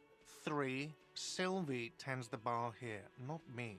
I'm only standing in. Well, so you're the bartender. Where did this Sylvie go? She just, you know. Okay. There's something there, and it's not good. That's all you know for now. Okay, look at the stuffed bird. A competent work of taxidermy. The white and brown seabird lies among piles of coasters and drying mugs. One of its wings broken. The man is trying to mend it. Okay. Looks like the bird was ripped off the shield that was used to mount it, most likely on a wall. Rango says Inland Empire was the main starting skill of Sensitive Cop. It is your imagination, the fringes of reality, aka your diluted perceptions of reality. Oh, I see. Paz says Inland Empire, by the way, is like solving stuff with your dreams and paranatural perception. I think like Twin Peaks. I've never watched Twink Peaks, so I don't know. Cesar says, to be fair, you came to him with bad breath looking like that. He has a right to hate you. Well, he's judging me. Something about it makes you feel bitter. Oh, okay. Can I help you with that? Or what happened to the bird? Look, your buddy is over there. He looks at the doors where a man in a bomber jacket is tapping his foot on the Why floor. don't you go and talk to him, okay? I talk to whoever I want, He bruh. pretends not to hear you, concentrating on the bird instead. Alright, bitch. Asshole. Ooh, what can I get? Nosafed? Yes, I need that. I gave myself a heart attack turning on the lights. Okay, water cooler? A soft purr of an electric juicer comes from the kitchen. Someone is working. The menu has been wiped clean. Only the word Monday is written on it. Amazing. Also, I'm missing a shoe. Have you noticed that? I don't have a I'm missing my right shoe. Cesar says he has more. Okay, they're spoiling things in chat. The Royal Pinball Machine is unplugged. Bruh. Sign reads, mess hall reserved for union members. Stores open at 16 o'clock. Well, damn, I'm not invited. Let's go into the, let's not go into the kitchen. Let's go talk to this douchebag over here. In a bomber jacket. Bro, who do you think you are? Do you bomb? A bespectacled man in an orange bomber jacket is tapping his foot on the floor. Looks like he's waiting for someone. You. Rango says, yeah, you have split our boys. The snakeskin shoes. I didn't see the other one. Do I need to go back upstairs and find my other shoe? As you approach, he narrows his eyes and extends his hand in greeting. Okay. If an assault were launched... Whoa, on this is spirit building decor? right now, if the windows came crashing down and the whole world descended upon you, this man would hurl himself in death's way to save you. You are sure of this, but why? He's loyal. Shake his hand. Hello, I'm Kim Kitsuragi, Lieutenant, Precinct 57. You must be from the 41st. Oh, he's another cop. I see. Okay. Ringo says, most item descriptions are unimportant, but I recommend checking the description for the trousers, as they have a great description. Okay, I will after we're done talking to Mr. Kitsuragi. You realize he's waiting for your name. Oh, do I not know my own name? This is your chance to come up with a really good name for yourself. Get creative. Conceptualize. Should I do it? I mean, I have a 28% chance and I could embarrass. Fuck it. I wanna see what the name I get. Raphael Ambrosius Cousteau. Raphael? Why did you have to give me a French-ass name? Whoa. Alright, I'm Raphael Ambrosius Cousteau. It's very cool, but when I come off like a douche if I call myself that, it's very cool, but maybe a little too ostentatious. My name is Raphael Ambrosius Cousteau. Yes, well, He doesn't even process what you said. He just moves on. It looks like we had a little scheduling error on Sunday. Saturday too, actually. Have you had time to talk to the manager here? You mean him? Nod towards the cafeteria manager. Yeah, I just talked to him. If you don't mind, we should talk to him again. Ask him for a rundown of the area. Now that I'm here as well. I understand the scene is out back, right? I'm like, what? It also wouldn't hurt to assure him the police are finally here. In full force, I mean. Have you mapped out the initial interviews? What? I haven't. Okay, we'll have time for that after we take a look at the coroner's case. Have you removed the dead body from the tree? No. So, the body is still in the tree. Yes. This is the first time you detect a weariness in the lieutenant's voice. It is obvious he would have preferred for the body to no longer be in the tree. Well, what am I supposed to do? I just learned about this murder like a second ago. Rango says, now you said that you can keep introducing yourself as that. Oh, that's awesome. Cesar says, I have to go, but I'm checking the VOD for next stream. Okay, have good luck.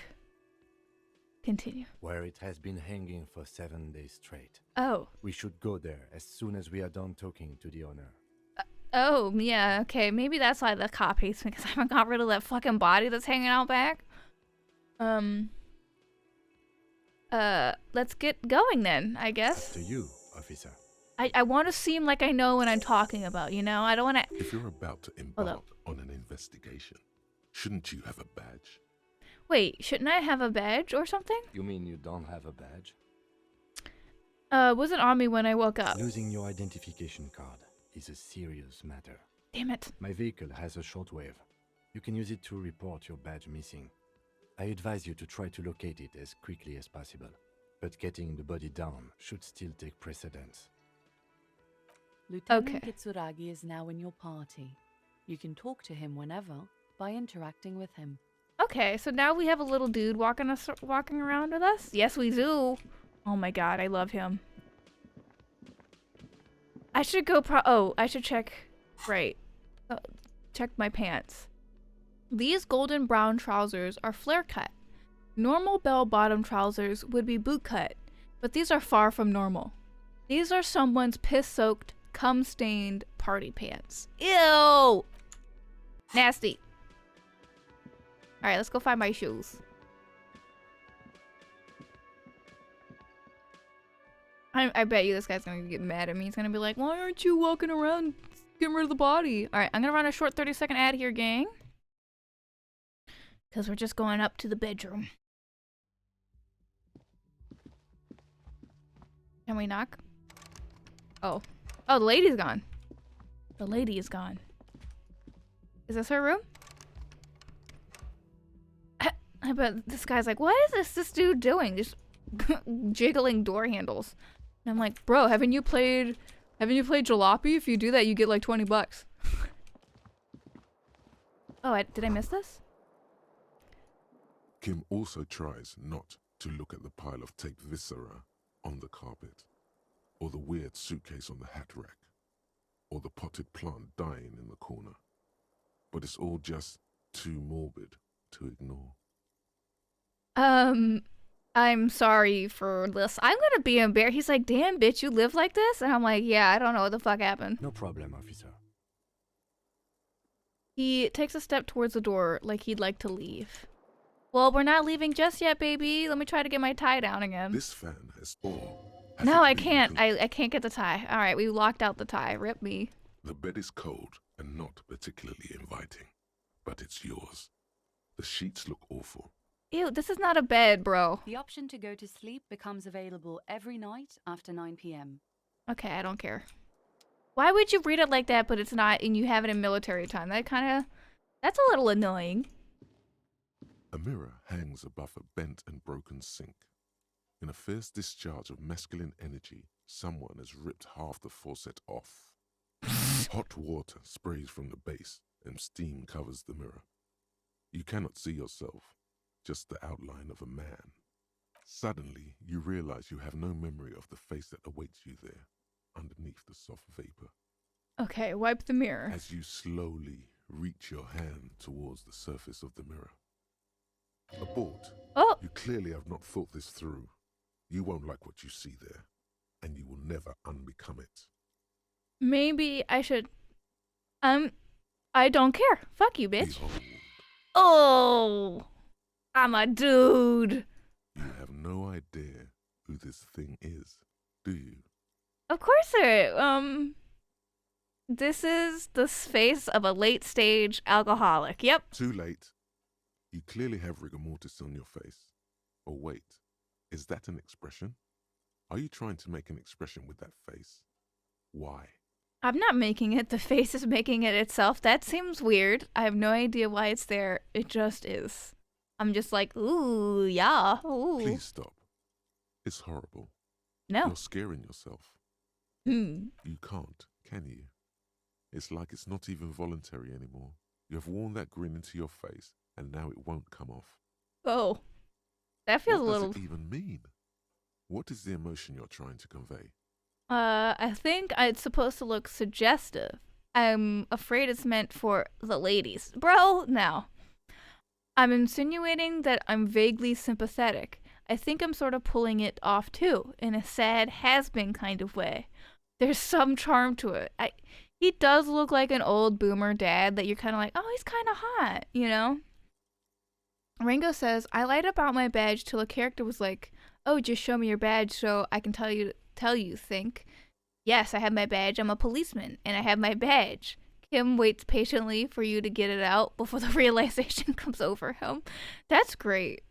And then Emma says, because this game was made by Europeans, Eddie, and we use time like that. Ringo says, superstardom? All right. You should check yourself for a pulse, superstar. From here, it looks like a cadaverous spasm. I don't need to. I almost died trying to get that tie, but I heard my heart beat. Getting clever appears to make the expression even worse. Now it's mixed with smugness. Ooh, okay. So we have some really, really, like, dig deep into your mind to locate the source of the expression or attempt to stop the expression from happening. I guess we can wait for this later. We can come back to that, I'm sure. Oh, so now we know what I look like. Okay. Now let's look through the mirror. Let's look me and my window man. stands broken in its frame. Cold wind blows in. Look out. The morning light hurts your eyes. Look out. The morning light Oh, hurts your eyes. nothing else. There's nothing out there. We already did that. I guess I guess I'm just missing a shoe. I guess I'm just missing a shoe. All right, Kim, let's go, buddy. Rango says, white checks can be retried. Red checks are one time. Also, failure isn't always bad. That is true. Emma says, the US is going to let teens become truck drivers. OMG. I thought this was last week's news, but you're right. I mean... Rango says, take the check for the window. Alright, we'll go back upstairs. When I took the check for the window, the game yelled at me, called me stupid. It called me stupid. Okay, we'll go back. Let's run. Man, I feel bad for our little guy. Look at him. He has no sense of style. He's wearing a green shirt and brown pants. Like, bro. The window stands broken in its frame. What do you mean? Assess the damage. How would you do that? What are you even trying to do? See, now it's called me called me dumb again, Rango. Now you made me feel bad.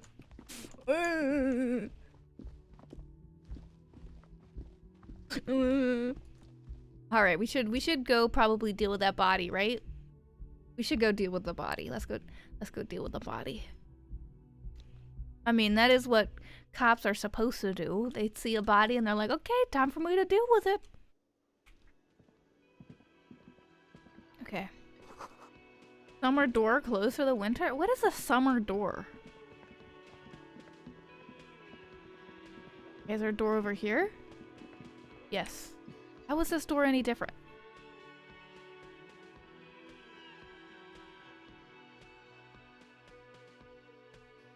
This music gives a vibe, though, I will say.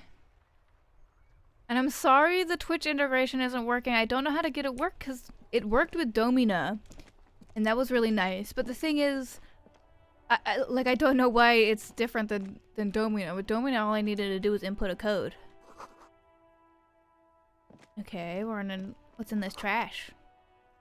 You could pick them up if you had a bag. Why would I pick up empty bottles for? Alright, Kim, let's go look for this body, man.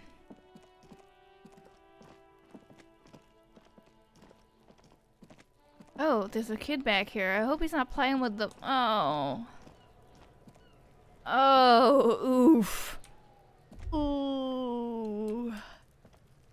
Rango says you're supposed to do that, but you're highly you're highly inquisitive and will learn the fringes of reality. Okay, dude. The corpse looks at you with bulging white eyes. The face around them does not look human. It's swollen and ready to burst. His lips are fish-like and his tongue like a ball gag in his mouth. Why is he wearing like paladin's shoes? You seem to be holding your breath. Look down? A cargo belt twists his neck at an unnatural angle. The body below appears stiff. Ooh. It's letting out an ungodly rot. The smell seeps in, even through your clenched nostrils. God, what is that? Why is it so bad? Dude, this is in your backyard. It's okay to throw up, officer. No one is judging. He's about to blow! Cop's gonna blow, Kuno! Oh god, now the kids are making fun of me for thinking a body is gross. Like, what the fuck, child? It's a body. Stop trauma judging me. Rango says, warning for anyone for strong language. The kid uses a censored F slur. Let go of your nose without throwing up? No, I'm gonna throw up. The smell is repulsive. It pushes in from your mouth. More instant and more familiar than anything you'd expected. More fever than odor. It fills. Don't try to walk out because you're gonna throw up on the kid or you're gonna throw up on this dude, so just let it go.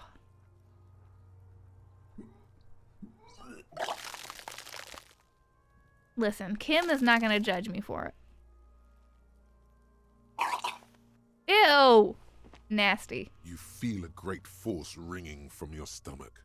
Your body curls and pushes it out. Nasty. First, until a pool of vomit lies under your feet. Ugh. And your throat stings from the stomach acid. I'm sorry. It's okay. Happens to everyone. Keep it. He gives me his handkerchief? Yeah, well, why would I give him back my nasty vomited on handkerchief? Of course Kim is gonna give it back to me. Pat says, love just associating and talking to a corpse. Huh? Thanks, I say to Kim. The hangover is clearly making these worse for you. You could use some ammonia to clear your head.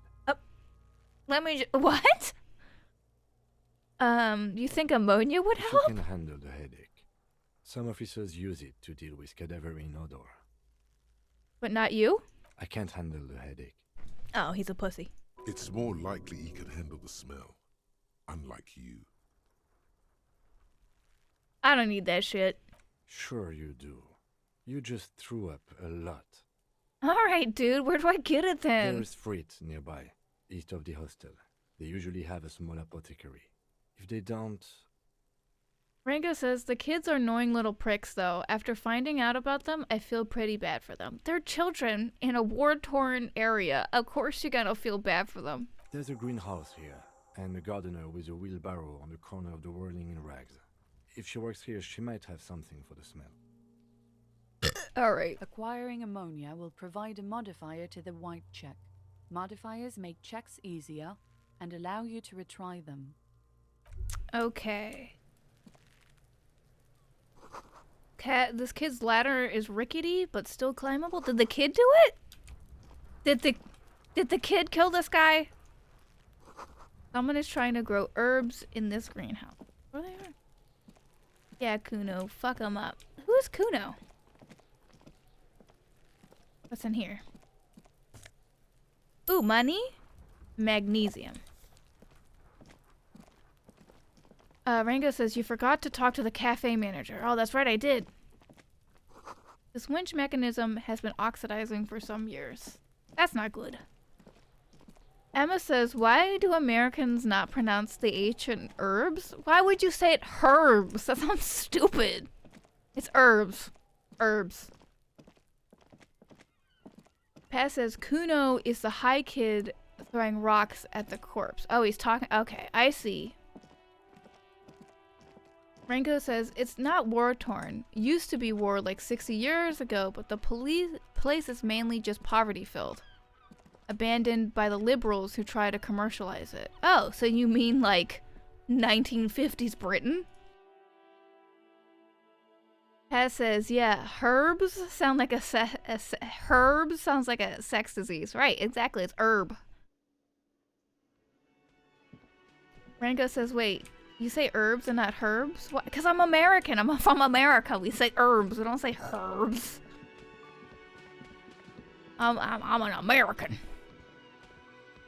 The man with the unimpressive beard notices you approaching.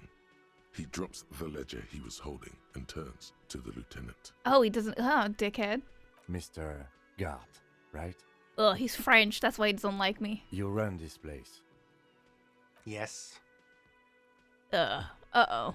I am Kim Kitsuragi from Precinct 57. This is an inter-district investigation, so joining me from Precinct 41. He also looks to you without realizing he still doesn't know your name. Bro, as I said, I am Detective Raphael Ambrosius Cousteau. I am the biggest, coolest dude ever. Right. Now, I know it took us a while to arrive at the scene. It also took you a while to call us and report the dead body. It was you who placed the call, yes? Oh, that's, ooh, suspicious. Rango says, though, you're also a country who is being exploited by the liberal government of other countries for resources. All Western governments, to some extent, are neoliberal hellholes that exploit other people. I mean, all governments, in a way, are. All states are exploitative to some degree. America is one of the worst imperialist countries to ever exist. I'm not denying that. Continue. No, I. Oh, are you talking about the setting? Probably. Probably Sylvie who called you. She Oh. usually works the bar here. I'm only temporarily taking over her duties. Yeah, I mean, she saw a dead body. I can totally understand that she doesn't want to fucking work that much, bro, you asshole. Do you have her number? Oh, of course he doesn't. I mean, he doesn't have any ass. As a matter of fact, I do. Oh. Never mind. Okay. You said you just got here. From where? Are you a local? This guy's What, suspicious. Martinez? No. I live in Jamrock. I only sometimes come here to keep an eye on the place. This is just one of the many, many cafeterias I manage. Okay, so he's like a boss.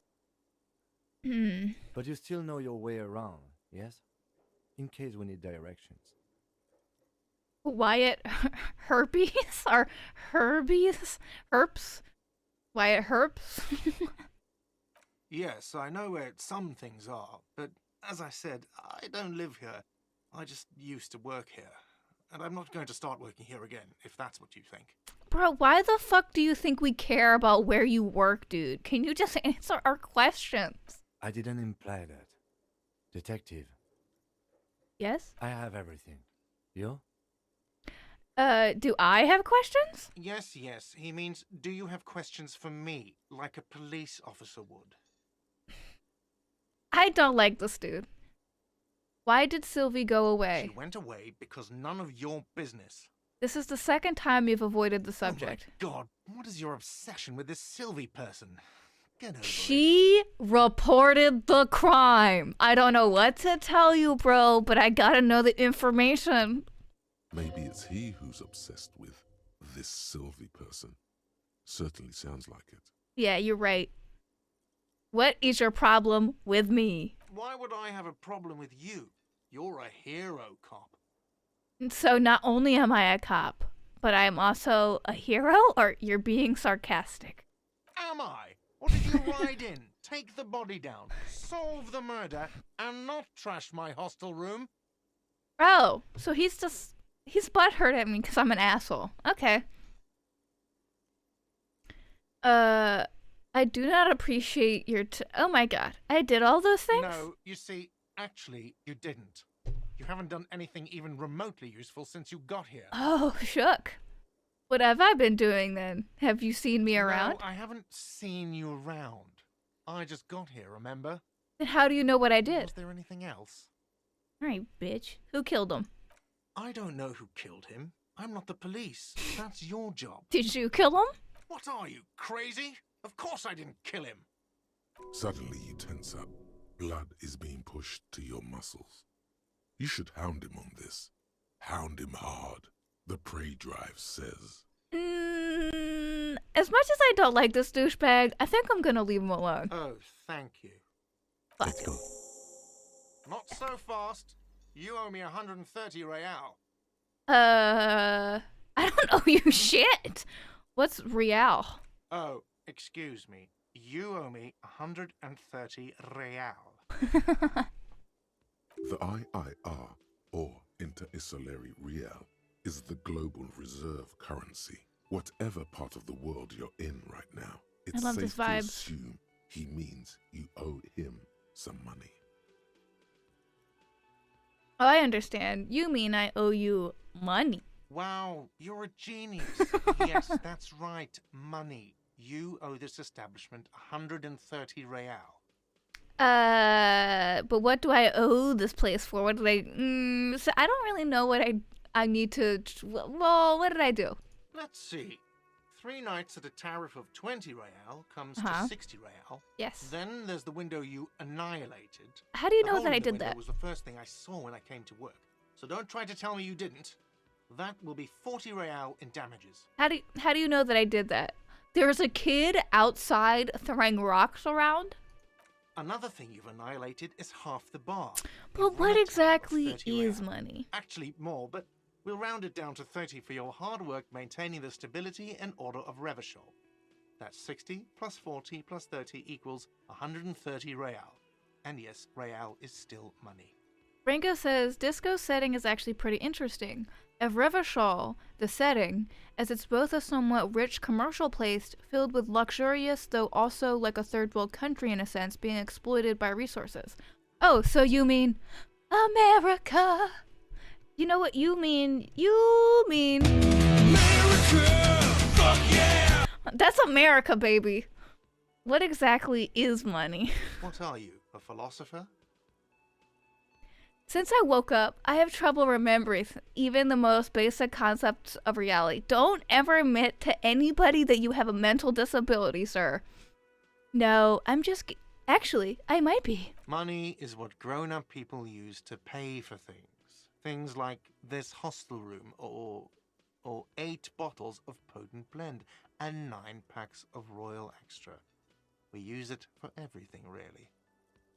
Proceed to show him the coins you found? Is this money?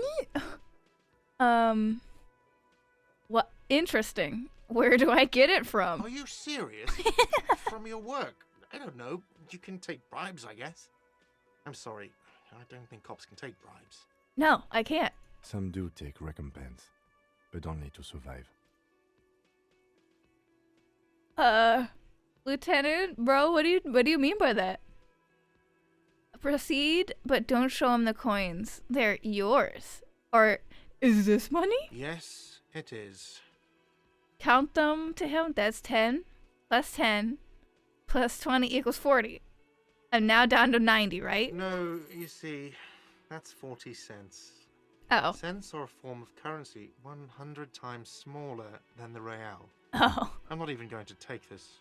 Come back when you have 130 real. Oh, okay. The cafeteria manager stands silently, looking at the coppers on the counter before him. For a moment, his antipathy is overcome by compassion for the sheer smallness of the money. Yeah, that's right, bitch. I'm poor. You better feel bad for me, He bitch. demonstratively suppresses a world-weary sigh. What happens now? I'm sorry, but he has to pay. I can't let him stay here any longer if he doesn't. If he doesn't have the money by tonight, then... Guess I'm homeless. Officer, maybe you are better off working this from home for now. You live in Jamrock, right? It's not that far away. I don't have a home, buddy. Officer, you really need to take this up with your station. I have a shortwave radio in my car. Call them, ask for assistance. We have to get this investigation started now. Okay. Good luck. All right. I gotta go. I gotta go in this guy's car. By the way, where is home? The address is coming up blank, and this place sure isn't it. As I said, I don't think I've got one. But you've been at this hostel cafeteria for only 3 nights. Uh-huh. Where were you before? You had to be somewhere. Maybe, south maybe? You don't really know, do you? I don't. Does this mean I'm homeless? South, maybe. Doesn't sound like somewhere you can stay if you run out of money. Could I trace the way back somehow to the exact street, the exact number on a building? You can try. Run some addresses in your head when you get the time. Maybe a street or an apartment will appear. Bruh. Okay, so like I just... What is this shit? Oh my god. Okay. Let's rewind, let's trace your drunken steps, blah blah blah, internalize. Okay, I guess I've internalized a thought? Hobo cop. Katie says, what actually is money is such a great dialogue option. Right, I think you would like this game, Katie. Catherine. Oh, time for an ad. If you don't want to see ads, you gotta subscribe. You gotta subscribe if you don't want to see ads. Ringo says, oh, you went for Lonesome Road over Hobocop. What, I'm doing the DLC Lonesome Road by, Bethesda's, company Obsidian? They don't own Obsidian, but you know what I mean. What is this? This is cool. I want a car like this. Before you stands a motor carriage. The bodywork is covered in blue and white livery, bearing the number 57. Continue. Vapor emanates from the large engine on the back of the vehicle. It hasn't had time to cool off yet. Oh, I thought he left it on. In the cabin, you are welcomed by a set of steering levers, a radio microphone on a hook, a pull-out toolbox under the seat, and the soft glow of the fuel preheater gauge. Pick up the radio. The frequency tableau lights up, and the green button labeled Prime Line glows like a feline eye. And then you hear something. The soft purr of electrical kittens, radio waves cast far and wide over the metropolis. A woman's voice greets you through the static. This is Precinct 57. Hello, Lieutenant. How may I assist you? What? Hello, Alice. Please, Alice? assist our colleague from the Kim, can you 41st set me up with precinct this hottie? I'm putting him on. Come in Delta 10. This is Firewalker? What? Hi, Alice. This is the officer from the 41st Precinct. Nice to meet This is you. Officer Alice Demetri, Precinct 57. How may I assist you? Okay, I think I got a crush on Alice. Could you connect me to the 41st Precinct? I have something I need to report. I need you to connect me to a civilian. I am my precinct. Just a second, officer.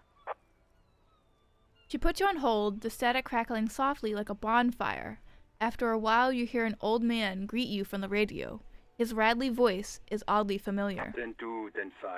This is 41st. Come in. Over. Oh, he's super French.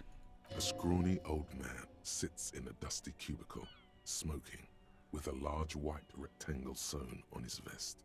In front of him is a box-shaped apparatus with an array of wires and antennas. The radio switchboard. Hi, this is me here. I work at your station. 10-4, what's your status? Over. My status, is not good. 10-18, 10-20, over. Please talk to me like it. Can you repeat that? 10-18, 10-20, over.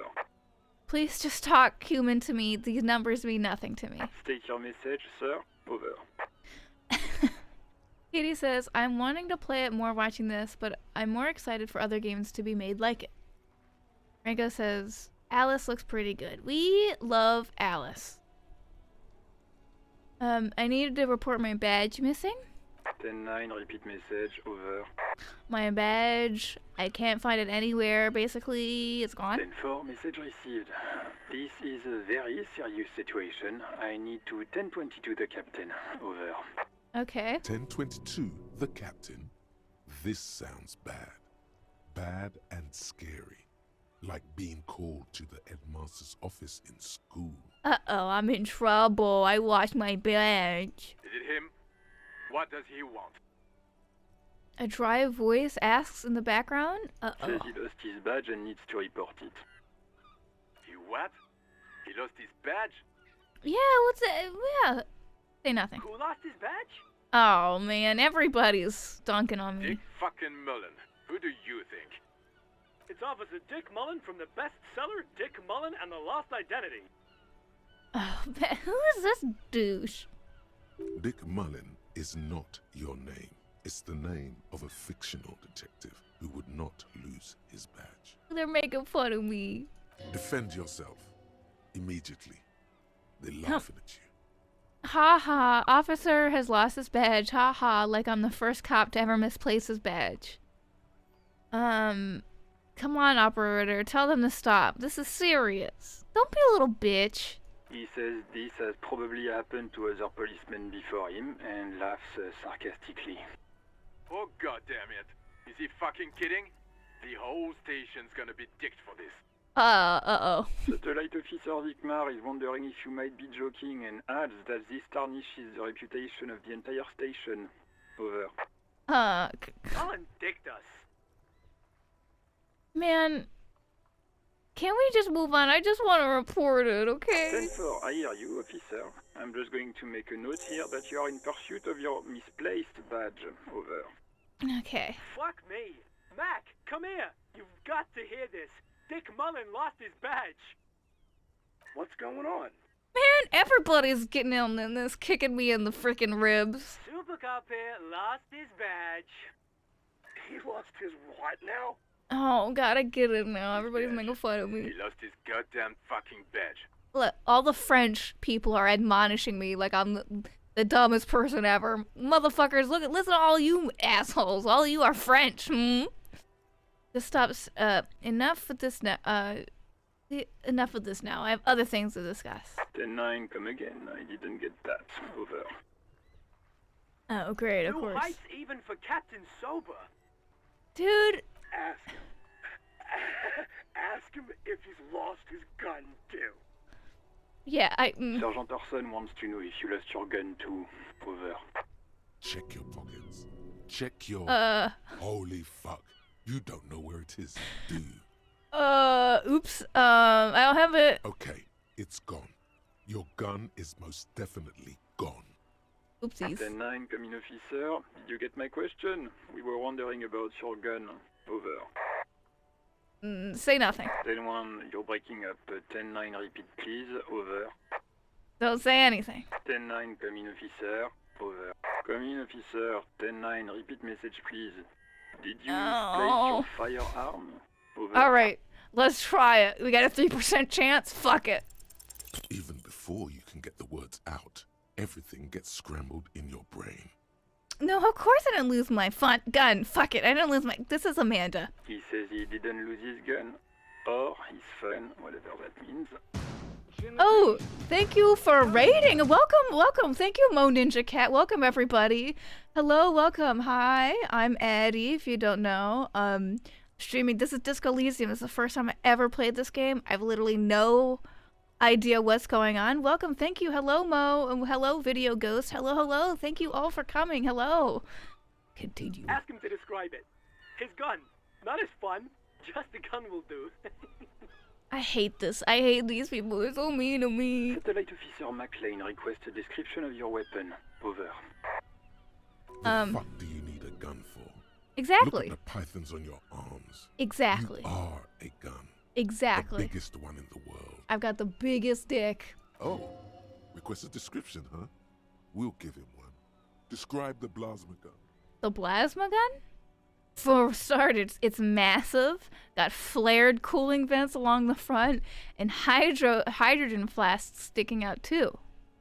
It's a gun. What can I say? A regular goddamn murder weapon. You know how they are. Bang bang. I'm gonna say it's massive. I'm saying that I got a big old dick. 10-9, come again, please. Over. It's got a magnetic accelerator, an arc that accelerates the energy bolt of the periwinkle blue hydrogen-based plasma to near light speed. I'm going to need to put you on speaker for a second. Over. In contact, it detonates with the power of a dying star, erasing every living thing from existence. Oh, and did I mention it is dripping with sexy blue plasma? The officer is describing his genitalia in exaggerated terms. Over. Host in heaven. Did he lose his gun and his mind? Man. Dear God, he lost his gun. Oh my, I can't. Alright, okay. This isn't really a laughing matter. Yeah, I lost a gun. Gang, that's not a good thing. Somebody has my gun. Mac can face a giant of Coco Nur by himself, but Disco here made him piss his pants. Oh, I can't. Uh-oh, my desk is falling apart, gang. I can't. My desk is. I gotta fix it. Alright, there he goes. I just. Yeah, the other lady was nice to me. Yeah, we like Jules. And Alice. Ask him. Sergeant Orson here is wondering if you are still in possession of your genitalia. Yeah, I'm pretty sure. It's a good time to say fuck and ass and so on. That'll Okay. make this all right. I left it at his mama's after I fucked her ass all night. Tell him that. That's a negative. I'm not going to say that. Over. Oh, bitch. Share with the class. Oh. He said he sodomized your mother. The prick ate Mama's vanilla waffles at the captain's birthday party. Some nerve he's got. They were good. Sure her vanilla waffles were the only thing he ate? Oh, yeah, get dunked on, Torson, you bitch. Shut up, Chester. This isn't funny. This is my mom we're talking about. Bro, it's your mom. Nobody cares about your mom. Tell him to apologize right now. I'm not apologizing to your mommy. Sergeant Orson requests that you apologize for the claims that you made about his mother. Over. Jules is so tired of this shit. He's just like, I want to get done with my day, dog. Can we end this conversation? He says he's sorry and didn't mean nothing by it. Okay. Tell him to find his goddamn badge and gun.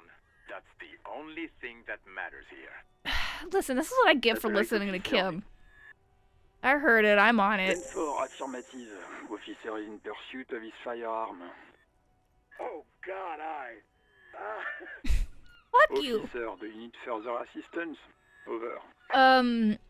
I'm in dire need of financial assistance. 10-4, I hear you. I don't have the authority to grant your request, but... Listen. What does he want now? I'm poor. I need money to pay for a hotel. He's asking for money. Is he fucking kidding? Listen, if you want me to solve this murder, you gotta pay me some money. I don't think he is. Why would I lie? Don't give that asshole anything. He's just gonna drink it all. Wow. He's a dickhead. Alright, that's a negative on the additional funds, sir. Over. Okay. It is paramount. Please, okay, I heard you. No funds. Anything else, sir? Over. It's okay. Roger that. 10-10. Over and out. Okay. 18 kilometers to the south, in the 41st Precinct's relay booth, a small crowd has gathered around Communication Officer Jules Oldboy Pidier. Around a dozen cops. Oh man, they're all making fun of me. 12 cops. The small room is filled with cigarette smoke, abuzz with laughter. Officer Judy. They ask you how you are, you just have to say that you're fine, and you're not really fine, and you just can't get into it because they would never understand. Everyone's so mean to me. What is going on here? Did something happen? Judith. Or another Judith. We had Judith Mothman with Half-Life 2, and now we have this lady. What happened is my partner made contact. It's not good. He's lost his badge and his sidearm. This is my partner, Jean? Okay. Well, why isn't my partner doing anything to help me? Why am I turning into an alcoholic piece of shit and my partner's just making fun of me, meanie? Mac, the torso Torson, is finger-fucking his fist, laughing hoarsely and apparently telling some dirty story to his partner, Chester McLean, near the entrance. Of course he is. I mean, he's a douche. Yeah, Mullen was fucked, alright. Sounded fucking drunk to me. I'm not drunk, man. Oh, my last day, Yeah, they're making fun of me. That's right. This was some gnarly shit there. I mean, before he started begging for money, it was... Man. Enough! None of this is funny. It's fucking sad. That's what it is. He's a cop. He's one of us, goddamn this. Welcome, Moon and Star. Thank you for following to this Sapphic place Ruby. Where Thank you. destiny is made. Welcome to this place. Hello. We must help him. Hey, look, Judith's on my side. We love Judy. Yeah? How do you fucking plan to do that, huh? Man, this Get dude's him an off the drink? asshole. Go jogging with him in the morning and get him on carrot juice? He's a lost man. I'm not lost. I just know we can't give up on him when he's at his weakest. He wouldn't. Exactly, Judith. I wouldn't leave you behind. Mac, man the door. You know what he told me? I don't want to get better. I want to get worse. Those were his words. Man, This shit does not leave this room. Not a word of this to the captain. Or anyone else. We'll give him a couple of days to put his shit together. I guess I can hold off the report for a few days. Good. Okay, everybody. Nothing but a prank call here. We all got our laughs. Now get back to work. Rango says, what is Moon and Star from? It is from, Morrowind. It's Dagoth-Ur. This is also Dagoth-Ur. Farewell, sweet Nerevar. Better luck on your next incarnation. He is the main villain of the video game Morrowind. When you meet him for the first time, he goes, "Welcome, Moon and Star, to this place where destiny is made." It's awesome. Far north, on the other side. All the cops are making fun of me. Officer quietly hunches with his hand in the motor carriage. Close the door. I'm crying. They're making fun of me. I try to ask for my badge. I try to ask for my gun, and they all dunk. What is this? Oh, okay. They all made fun of me. They all were rude. All right, hey, lady, I need some ammonia. Ma'am? The RCM in Martinez. What can I help you with? You sound surprised. We don't see a lot of police around here. That's all. Fair enough. Of course. What can I help you with? My partner told me you may have ammonia. Can I have some? Sure. I'm done with it. Oh, thank you. Go easy on that stuff. It gave me a terrible headache. Yeah, it's giving you brain damage, dog. Of course. Where to? What is in the south? Some shops and a bridge. The canal bridge leads to the coast, but it's broken, I think. Some kind of accident, probably. What is on the other side of the canal? Just coast. There's a little fishing village there, and a fish market. But that got closed down ages ago. Am I from Rows there? of stalls under a broad roof, where silvery fish were heaped on newspapers. Water, Taz says, water you're everywhere, getting bullied, you piss pouring poop from cop. the heavens Yes, in the they're shadow bullying of the me. old church. Rango says, never played Morrowind. People say it had a much better story than the other Elder Scrolls. I would say that the story is incredible. It's one of the only Elder Scrolls stories that I can say that actually takes advantage of the Elder Scrolls lore. It's an incredible game. I recommend it, but also don't be upset if you just watch videos that explain the story of Morrowind to you. Morrowind the game can be a huge ball ache, especially if you've never played it before, especially if it's not a game that you grew up with. It can be incredibly annoying to play. Paz says, Shivers is my favorite ability, because it's like the vibe of whatever's happening far, far away. What kind of fish market is this? I don't know. The abandoned kind? It used to gather every spring, but there's nothing to do there now. Just drug addicts. This sounds like a lady talking about that one place in Denmark, you know, where all the drug stuff happens, where they sell the drugs. She sounds like one of them ladies that's against it. All right, what's in the east? The harbor gates? Some kind of commotion, I think. I don't follow the local politics. a fleet store too. What is Freet? What is up in the north? There's the pier, the Cape Side apartment buildings, some more tenements. Not a lot, really. Okay, what's up in the west? It's just water. Oh. No, actually, I think they call it the Martinez Inlet. There are some islands in the bay, but they're hard to reach. Where am I? What do you mean? I'm disoriented. I don't know where I am. Yes, sir. District of Martinez. Okay, we're in Martinez. He knows where we are. He just wants directions. All right, Kim. No problem. Of course. I won't I love hold you her. back. You lovely gardener. Also, why doesn't she have a name? You get the feeling that you need them. You have a dead body to deal with after all. One more thing. Can I borrow your gloves? Sure. Keep them. I have another pair. Oh. Thank you. She gave me her glubbies. You put on the gloves. How do I put on held? How do I put on gloves? Oh, duh, there's a freaking gloves thing right there, Addie. Use your eyeballs.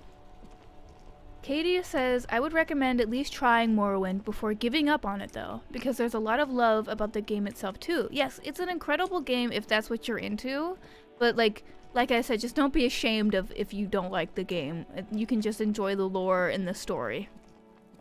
Christiania, which is originally like made by anarchists as a free commune, but then in the 2000s it got increasingly lib, and now they just sort of just very poopy, shitty, boring. Well, of course it is. I mean, what else? How else would they do it? He still is, looking All right. right through you with his white eyes. The body below is entirely dedicated to that corpse smell. I don't have a big enough chance yet. Let's talk to this child, see what he's got to say about this whole ordeal. Hello, young child. Kuno's got this. Hey kid, did you know anybody who talks in the third person is innately considered weird? Oh yeah, Nappa Gumpy Kuno. A moment of your time, please. Can't talk, pig. Shit's coming up strong. Throwing rocks. See, these kids got it going on. Shit coming up strong. That sounds good. Joyous. You should hang out with this kid and see what that juicy shit is all about. Juicy what now? I mean drugs. The kid's on drugs. Oh. Yeah, Kuno, ride the lightning, Kuno. Kuno's riding it, see? Oh, he's the oh. The rake, Kuno. You should throw the rake at him, Kuno.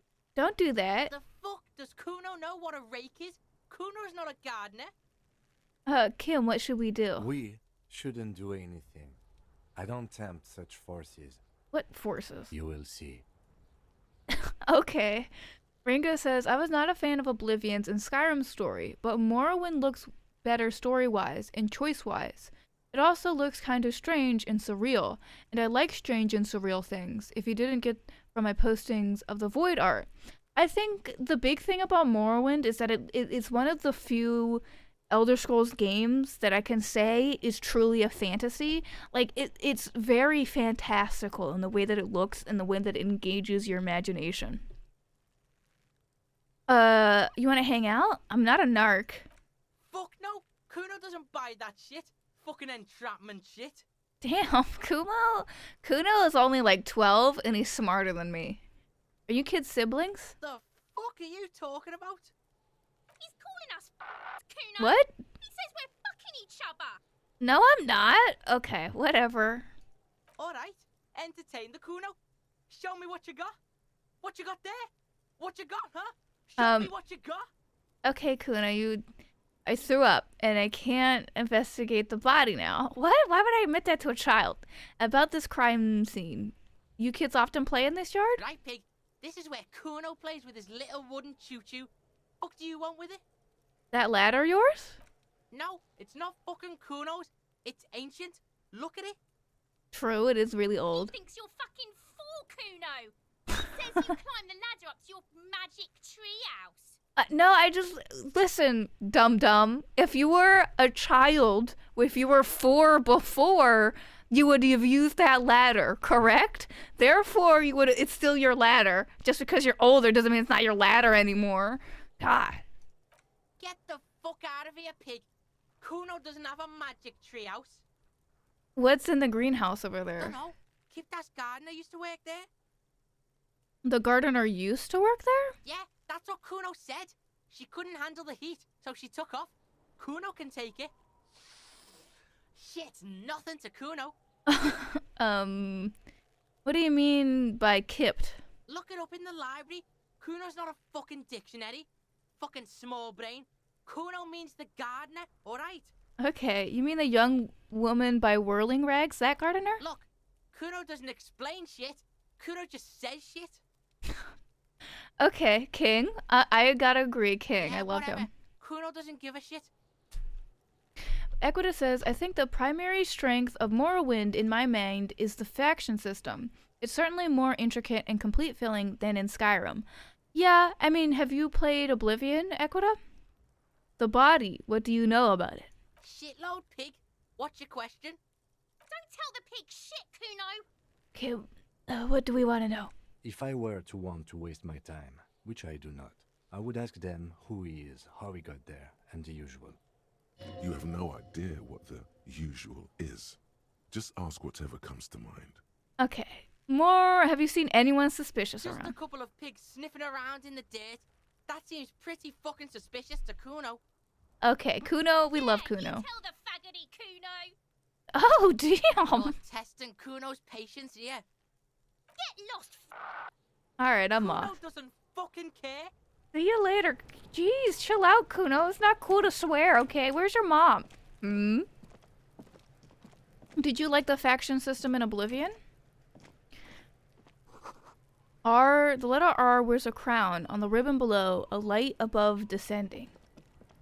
Oh, hold on. Let's bother this child. Kuno, the pig's getting pretty close to me. Come to snuff my shit out, I think.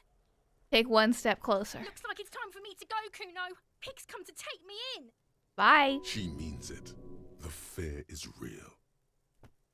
I just want to ask you some questions. Going away for a long, long time, Kuno.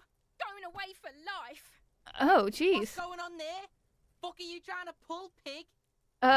Walk away. See you later. I don't want to scare kids. I don't like scaring kids. They scare me. Kids are scary. Name something more innately terrifying than a child. You get why Kuno is one of the best characters in this game. Kuno's amazing. We love Kuno. Alright, we gotta find more stuff to deal with when it comes to this body. I feel like I only have like a 20% chance of taking that body down. That's not good. Not good at all. No sirree. Nope. Who's this lady? Oh, she's wearing boots. Maybe I can steal her boots off of her. Don't you think that would be a good idea, Kim? The book has a rose, a pistol, and a half-naked dame on its cover. Awesome. On the cover stands a very muscular man, surrounded by flames. The book appears to be erotica, but without actual erotica. Ugh! Ugh! The worst! You mean fan fiction? Oh no, fan fiction is erotica, but with the worst type of erotica. This book is about pate? This book, you don't really understand what it's about, nor does it seem important. It takes willpower to even read the author's name. John Koo? From Iguania? A book about... I don't know how to say that. I don't even want to say it. It promotes freedom and roaming upstream? A book about the future. The government reads your mind using radio technology. Well, I mean... Elon? Katie says, I think people love the faction quest lines in Oblivion, but nothing else about it. The Brotherhood of Darkness. The store is open. Hello. I am the law. Hello, child. Are you interested in a new and exciting book? No, I don't read. What kind of store is this anyway? It's a bookstore, sir.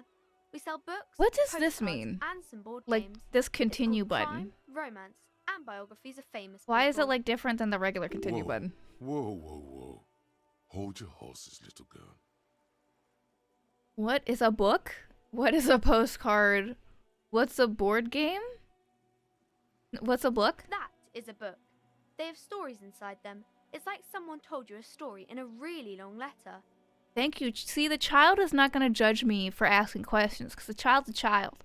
What's a postcard? A postcard is a small cardboard picture. You can write a few words on the other side and send it to your friend or beloved. I could do that, but I could also tell my friends to fuck off like I do to Paz all the time. She is unfazed by your questions. She would consider it impolite to point out any perceived weirdness. What's a board game? Board games are like little games on a table, made to pass the time. There are several different ones, but sailors here mostly buy cards. I'm not a sailor. Hold up, is she sailing? Is she saying that I smell like a sailor? Is she assuming that I'm a sailor because I smell like shit? My pleasure. Anything else you'd like to know? Is it okay if I asked you some questions? Okay, sir. I'll try to answer any questions you have. I What hope is- they're about books. What is your name? My name is Annette, sir. My mum, her name is Plaisance. She owns the store. She's inside minding the register or organising the stock. Her eyes wide as if she recalls something. Feel free to step in and browse our wares. And you're standing out here in the cold I'm because... signalling that the store is open. Otherwise, people might not know. They'd miss out on the crime, romance, and biographies of famous people. Yes, they would. A sudden gush of wind turns the pages of the books on the counters. She covers her face, smiling. But she's cold. You're cold. Can I help in some way? Kind of you to offer, sir. What could you do to help her anyway? Maybe I should have a word with the store owner? I could help by brutally dismantling the free market. I mean, I could do that. I mean, over time, sure. Pez says, there's only one thing worse than a rapist. A child. I could help by brutally dismantling the free... we could be a neolib. Equita says, I mean, yeah, the faction quests were fun mostly. Not a big fan of the mage's questline, though. Felt mostly like busy work. Oh, it definitely was. Still prefer the factions in Morrowind because they actually played into the storyline sometimes. Yeah, true. I have not punched Kuno. We walked away from Kuno as he was being too mean to me. Paz is continuous like when the dialogue is broken up, but you don't have a talk option. Also, Annette is sweet, but her mum is a cunt. Alright, I'll go ahead. I'll go talk to your mum. No, sir. I'm happy to help Mum by luring in customers. Besides, I have some hot juice in my vacuum bottle to keep warm. Okay. Shouldn't you be at school? I do my studies at home at the moment. I have to help Mum keep this place running. School is stupid. What is school anyway? School? Well, mine is a big yellow building on Boogie Street, and the people there run it. They say it's a charity. Oh, that's not good. The gale wind blows in from the coast, a wind of needles. It wraps itself around a building of brick and mortar. Somewhere, a clamour rings through the honeycomb of classrooms. Did I go to this school too? Remorse, the parquet of assembly halls, the rows of stall bars are growing cold. The corridors stand empty. A girl's voice somehow finds its way through this strange feeling. Okay. You haven't heard a word of what she's been saying these past few moments. You only hear... Mum says it's necessary to do both because it builds character. Mum says a proper worker is dutiful. That's how you get ahead in life. You succeed. Your mum sounds like a big fat cunt. Mum says it's peachy. She was a little afraid at first. There's talk about this house being cursed. Cursed? Behind her, the window has been boarded up. You sense the boards creaking, twisting for a second, and some kind of doubt in her tense shoulders. Cursed? In what way? Cursed in the way that makes them say that no business has ever really thrived here, sir. That they all go... bankrupt. Exactly. But we've been doing fine so far. I don't think curses are real. Or, this sounds rather serious. I should probably look into this. Narrow your eyes and look through the creaking boards on the window. We can go into the bookstore and ask about the case. But I don't see much more to look into here. Alright, Kim. Yes. Please do look at our wares inside. The postcards and board games you asked about are also there, sir. How does this curse manifest itself? It does not manifest itself in any way. It does not exist. Kim, stop I being liked it better a when we were negative talking about Nancy. I'm why trying to it's ask the properly child about to her stand out in feelings. the freezing weather.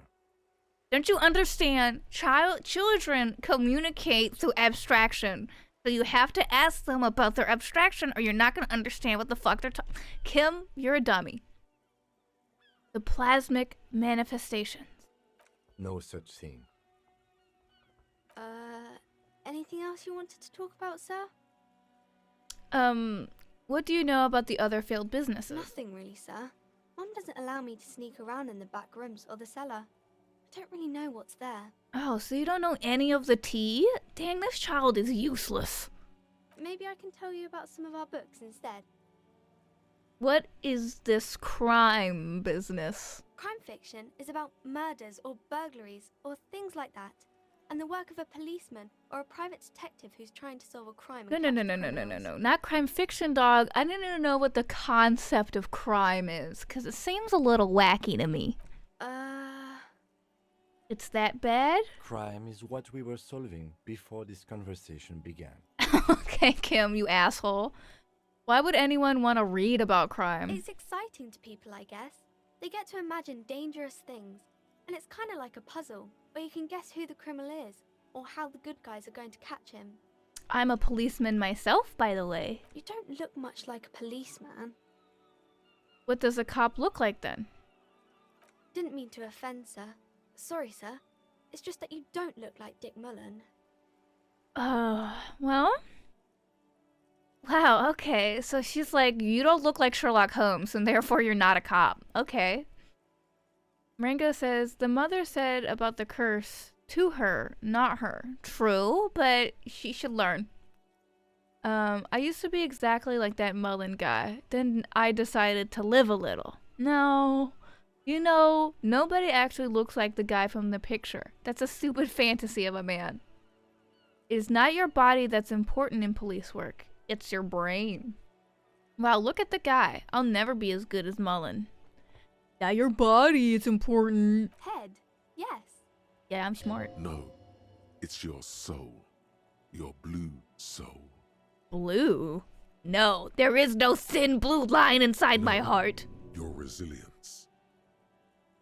Soul. That Mullen guy looks like a Hample man? Who could respect that face? It's not even drawn correctly. He lacks soul. Grit. A total disregard for personal safety. You gotta take the pain.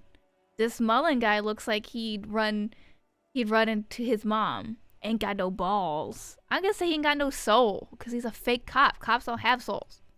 I'm not sure I understand. A policeman's gotta have the right stuff. An ingrained sense of the law. No one would follow a weakling like Mullen. If you say so, sir. He's just a fictional character.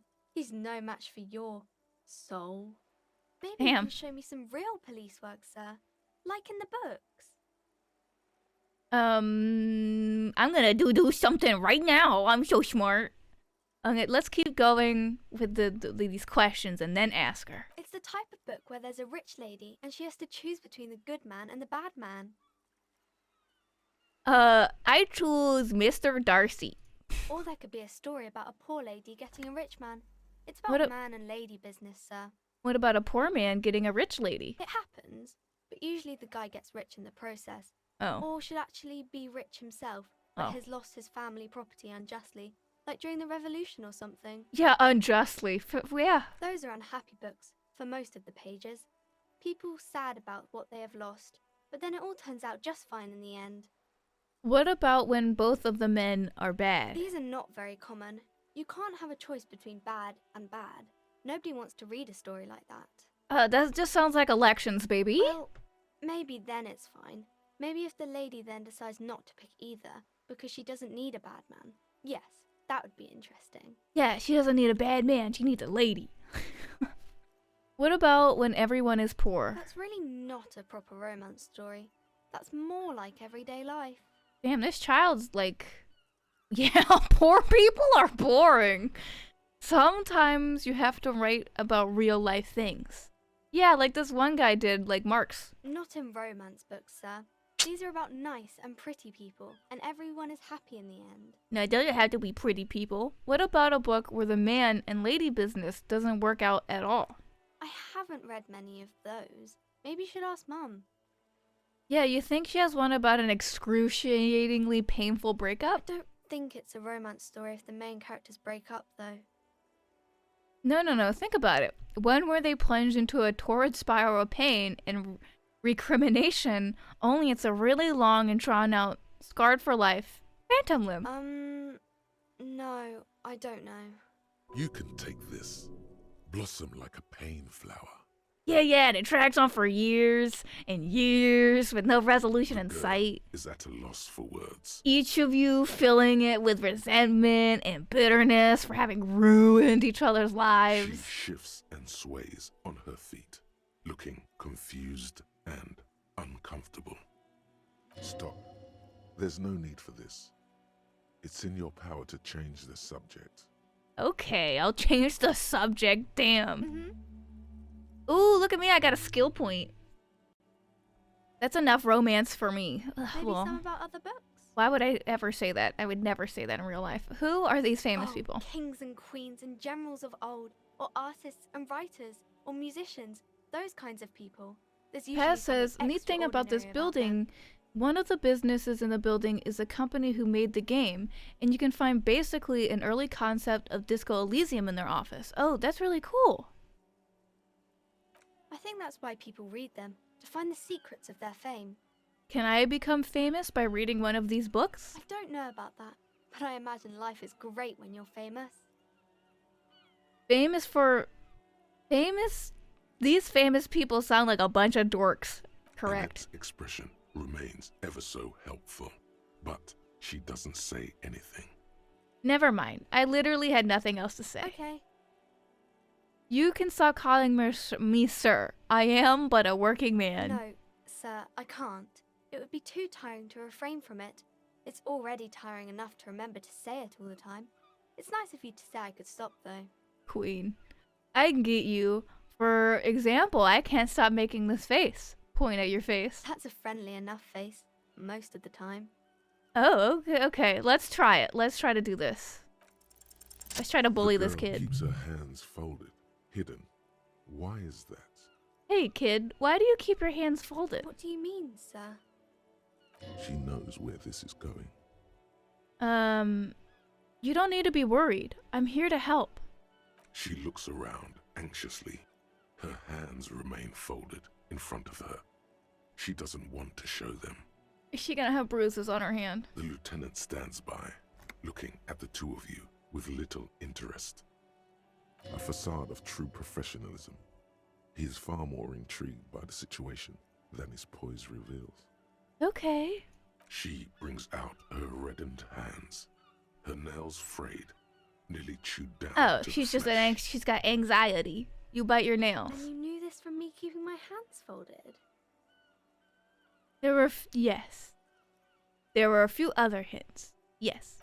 Well, that proves nothing. Anyone could do an easy deduction like that. Damn it! She actually is impressed. This is more like a defensive reflex. Fine. Do better. Do something about me. You're quite sober. You're quite sober. Wow, what a dumb bitch. The lieutenant does not flinch at the comment. He does not flinch even a single bit. He is intensely not flinching. It takes effort. Wait, how do you know I'm usually not? Because you usually aren't. Damn. And I'm also sad and my head hurts. I'm sorry, sir. I hope things get better soon. There she stands, swaying on her feet, assaulted by the early spring breeze. She smiles at you. What are you missing The whole here? situation Why suddenly feels does this feel familiar? somehow. All right, let's try this again. Yeah, Because you know passed each it. other. She's been talking to you so openly because you've talked before. You know me? We've met before? On second thought, maybe I shouldn't remember. Maybe there's a reason I forgot. No, let's ask this child why she remembers me. Yes, I stand in this spot all the time. You've been running around all week without your shirt on, sir. Telling people about being a star or something. I don't really understand who those stars are. I am the biggest and most smartest cop in this country. Of course, you stopped by a few times. You certainly look better than the last time I saw you. Thanks. I'm trying. Yeah, I can see. You don't have party eyes anymore. Thank you, I don't have party eyes anymore. Party eyes. Yes, of course. That makes sense. Yeah, I was on drugs. I'm not surprised children have seen you running around with party eyes on, he thinks. Not at all. Well, of course, I'm a drunk. Of course I'm drunk. You know, like a cat in the dark, all big and wide-eyed. It certainly looks odd on a man. Oh, okay. Well, damn, this kid is everybody is just so mean to me. The swiveling eyes of a loony drug addict. That is what she meant. You were probably gurning too. Of course. Fuck yeah. You should get some party eyes right now. Snap those sequins on you, boy. Does that mean I've been partaking in narcotics? Oh, baby, that's not what you have to worry about. Worry about the important thing. Thanks. I've heard something about myself today. So why didn't you tell me you knew me to begin with? I didn't know I had to do that. Thanks. I've learned something about myself today. I'm glad I could help you, sir. See you later, Annette. Ringo says, do you want directions to someone nice? No, I'm a police officer. Everybody's supposed to be mean to me. This is a game in experiencing what you need in life. As a police officer, what you need in life is to be yelled at by a lady. Or by a child. And I've been yelled at by several children so far, so. Pigs go home. The street name is ineligible. Is eligible. Wow. Okay. Goods from the lorry haphazardly littered the surroundings. Oh, wow. Okay. Hey, buddy. Welcome to Iwinalot7. He's a rotund man. Okay. Why are you addressing my partner like that? Don't you welcome to Iwinalot7 me. My grandfather came here from a 3,000-year-old racist isolationist culture, while your ancestors came to this island a mere 300 years ago. Wait, hold up. I'm confused. Okay, alright, continue. Every school of thought and government has failed in the city, but I love it nonetheless. It belongs to me as much as it belongs to you. Yeah, you tell him. Fuck this dude. It's men like you who keep Iwinalot7 divided, making it that much harder for everyone to climb out of this post-war limbo. Limbo? What's going on here? Oh, come on, man. I just said welcome to Iwinalot7. It's a lorry driver thing.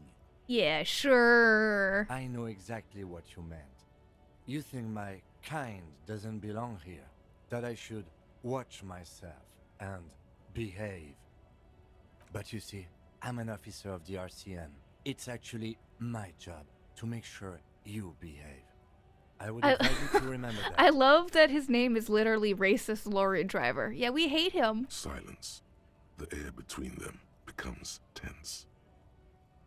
Your partner needs backup. Now's your moment to shine. Now, should I punch? Fucking A, Kim, I got your back. Oh, don't be a cringy don't be a douche. Well, I think we all learned something today. Alright, let's do that. Let's be a douche. I haven't learned anything I didn't know before. The lieutenant exhales and resumes his regular calmness. Now that's settled. We have a couple of questions. Whatever you say, officers. What are you hauling? Oh, not much anymore. I'm here to pick up some cargo, but the dock workers are on strike, so it's a sit and wait on your ass situation. What kind of cargo are you supposed to pick up? Apples. Apples? Yeah, apples. I take it you had other questions? That doesn't make any sense. He's given you the runaround. Let's be honest, you were bested. Okay, what was that argument all about? It's about biological determinism, natural law, the sorting of the races. Not the most popular topic nowadays, with the coalition in charge and all. What? You might want to change the topic. That is, bury your head under the sand like common sheep. Dude, fuck you. You're not that guy, pal. Trust me. You're not that guy. Can I beat this guy up? Makes it almost sound like a threat. Oh, so you're just a racist. Makes sense. I'm not just racist. Look, I've read books. Huh? The science of racial I am theory an and so on. advanced racist. Even if some people don't want to accept it. People who've studied these things say that you and me are superior by design. So, naturally, we Occidentals should be in charge. Obviously, you can see the merits in that. Right, I've already made up my mind. Want to hear it? Oh?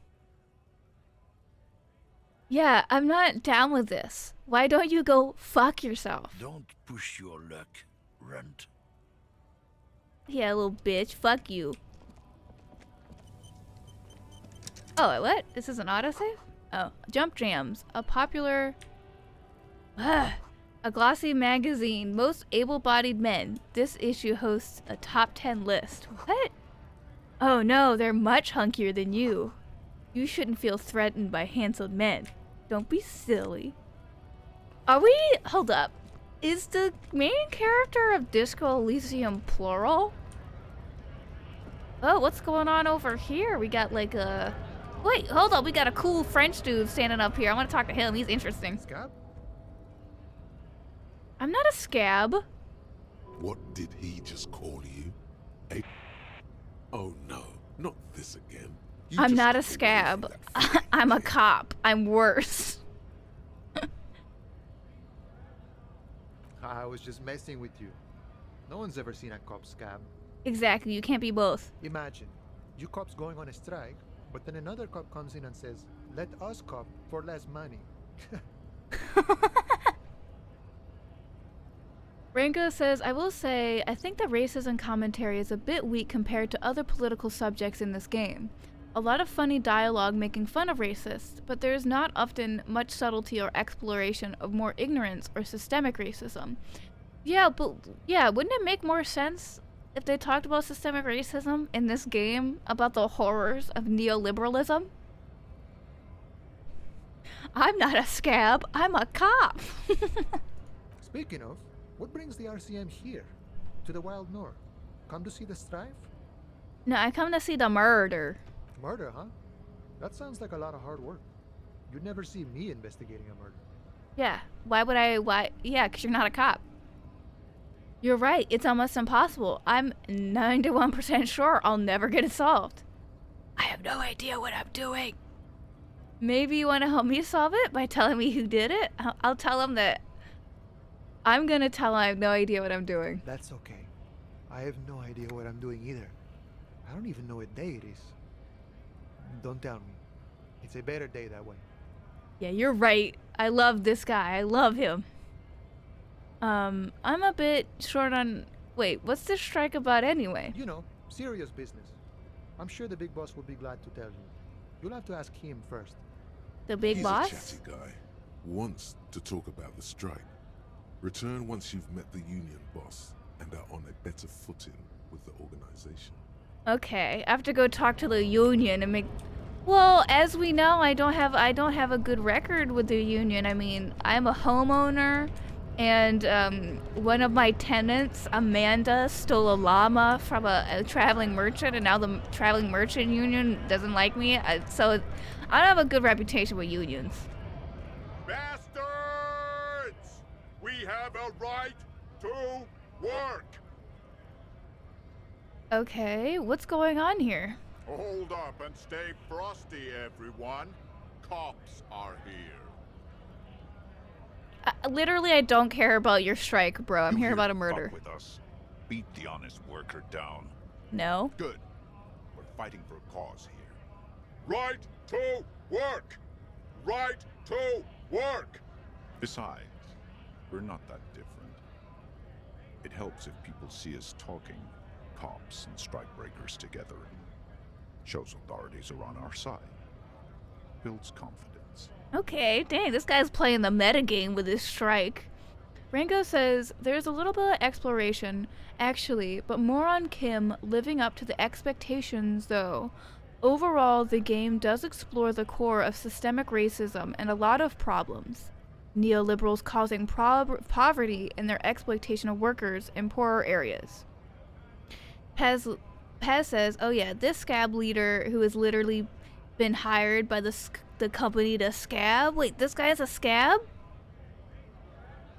I don't think... What kind of cause are we talking about? Rights of people. Rights of workers. To have gainful employment. Oh, his name is Scab Leader. You're right. Oh my god, I didn't notice. Their families. Regardless, I don't think I've chosen any sides Might be yet. time. Don't let the fat bastards tread on you. Cops tend to side with the higher-ups, but you're essentially still workers. Well, I don't notice that. Listen, gang, do you think this bitch is using her mind at all? Do you think this brain has any form of analysis and higher thought? No. You think I'm gonna read the obvious name, Scab Leader? I don't trust cops, but I can see you understand the right to work! Right to work! I'll be going now. Well, where are the regular dudes? What? What? Wait, what's in here? Oh. Now they store booze in that. Oh, that's not good. That can't be good for your stomach. Tess says, Eddie, at protests accidentally ending up being on the side of the scabs because you heard them speaking about... Eddie at hold on. Eddie at protests accidentally ending up on the side of the scabs because you heard them speaking about communism and stuff. Yeah, I'm that bitch that's like, okay, you kind of, you're saying things right, and I'm kind of just like, wait, hold up. Wait a second. Wait, hold up. I am very easily manipulated. Unironically, no meme. I'm a bimbo. It's very easy to convince me of things. So, like, that's why I need homies. That's why I need chat. Hermetically sealed door? There's no lockpicking or door kicking on this one. Alright, choose a button. In case of a strike, press button behind guard. Behind guard? Who is this lady? Oh my god, we got a goth mommy. Hello? Oh, I can't talk to her. Damn it. Fuck. Oh my god, who is this king? Nobody betrays your degeneracy. Fuck you, dude. Yeah, Measurehead. His body totally betrays his degeneracy. Okay, lady. Don't say anything. Size him up first. Say nothing. Size him up first. Are you admiring my morphophysiology? He's a big himbo. We love him. It must be frightening to stand in the shadow of this racial pinnacle. Oh. Be calm. Sandwich. Stop it. You What? are not in Ham danger sandwich? because you are not a threat to me. Dude, I would beat your ass. Don't call me a ham sandwich. What? My body is unimportant. I am with the police. We need to get into the harbor. That is precisely the negligence that has led you to succumb to Al Ghul. Al Ghul. You reek of it. An invisible sword of Al Ghul emerges from your throat. You cannot see it, but others can. It is making the woman in my company sick. He's like, you're scaring the hoes. He's literally saying, bro, you're scaring the homes. You're scaring the hoes. I hate this dude. I don't like this dude. He's like what's his face? You know, that really big Swedish dude. Pat says, Addy, he's a himbo. 2 seconds later. Oh, right, exactly. Enough. You're right. I'm an alcoholic. Now I need to enter the harbor. No, you don't. You need to get another drink. Occidental Haplogroup B4 is done giving orders around here.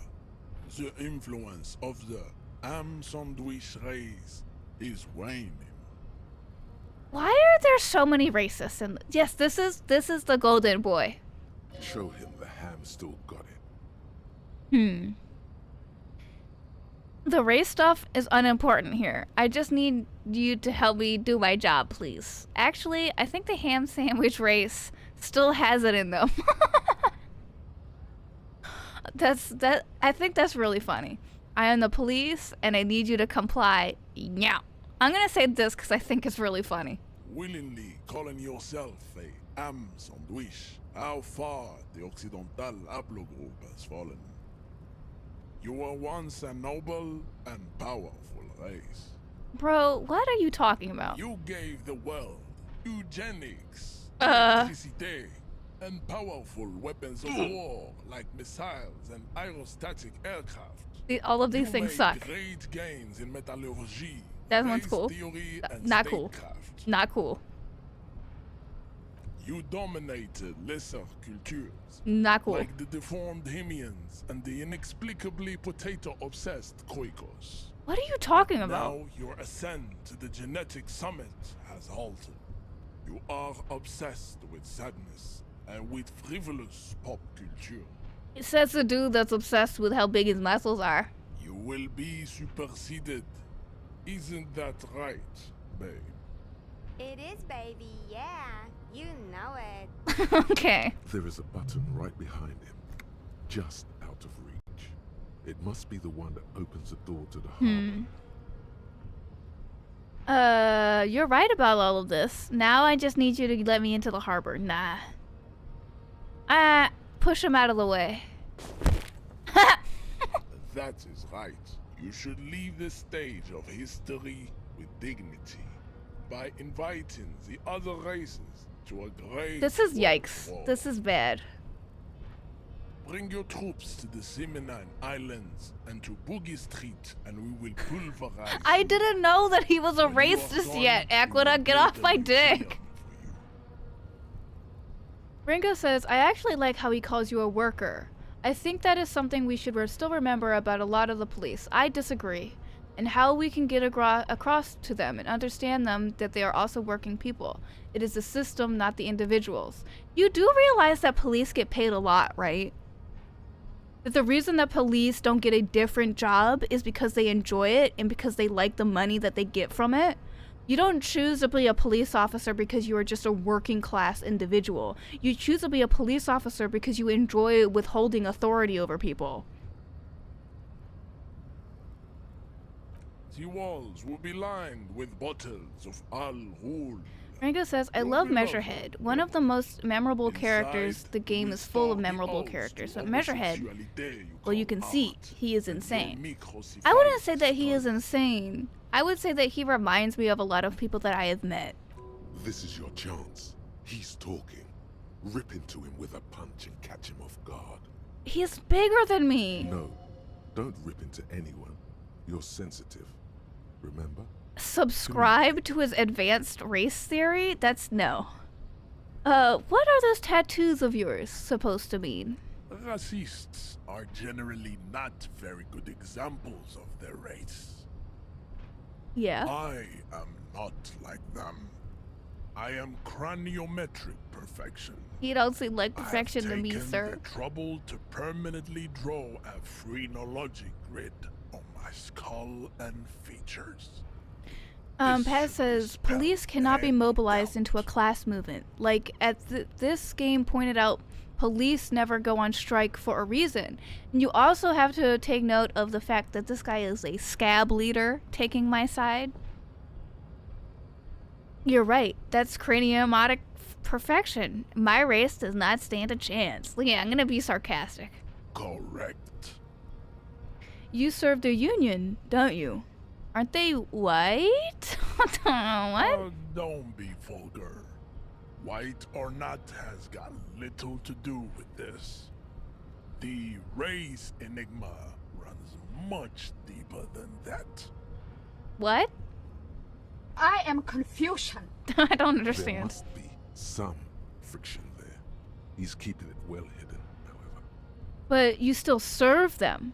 How does that factor into your life? Yike. You keep telling yourself that. Mr. Clare is a man of vision and means. He has the will to confront polycultural capital. Something your race, naivistic communists, never did. Also, to serve is noble. It takes discipline. Take the risk.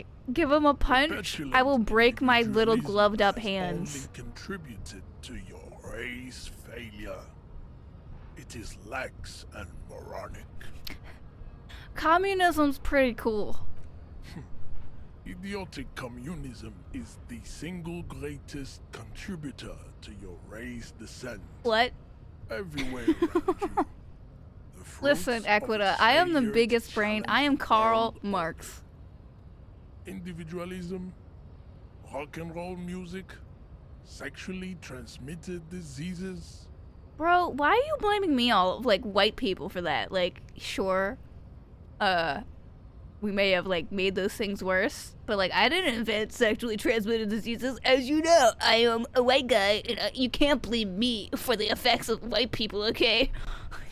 Above all, rampant multinational finance still reigning large. Tell me, where have you gotten your love of pathetic communism from? What?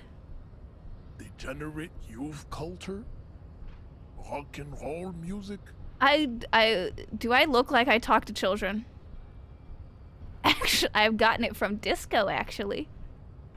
Offshoots of the Seminoles people invented disco while having sex under the influence of cocaine. Awesome. It is a shame upon my race.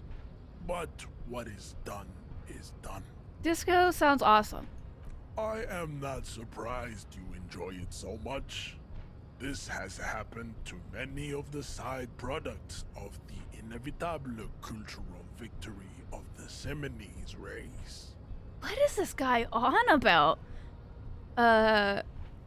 Wonderful. I need to enter the harbor now on police business. What you need is to come to terms with 17% chance. Let's go. never getting into this harbor. Uh-oh. Oh, I gotta fix my posture. How did this happen? Your little fist is in his giant hand. Why doesn't Kim shoot him? Kim, you have a gun, don't you? You must be out of your mind, degenerate drunk. Say it. I am. Look at the a clock. degenerate Okay, well, let me finish this conversation, then we'll save it. Fuck you. Your fist cracks in his hand like a ripe apple. Pain shoots up into your brain as he's twisting it more and more. Fuck, I'm not gonna bow to this dude's bitch ass. Words to the song have changed.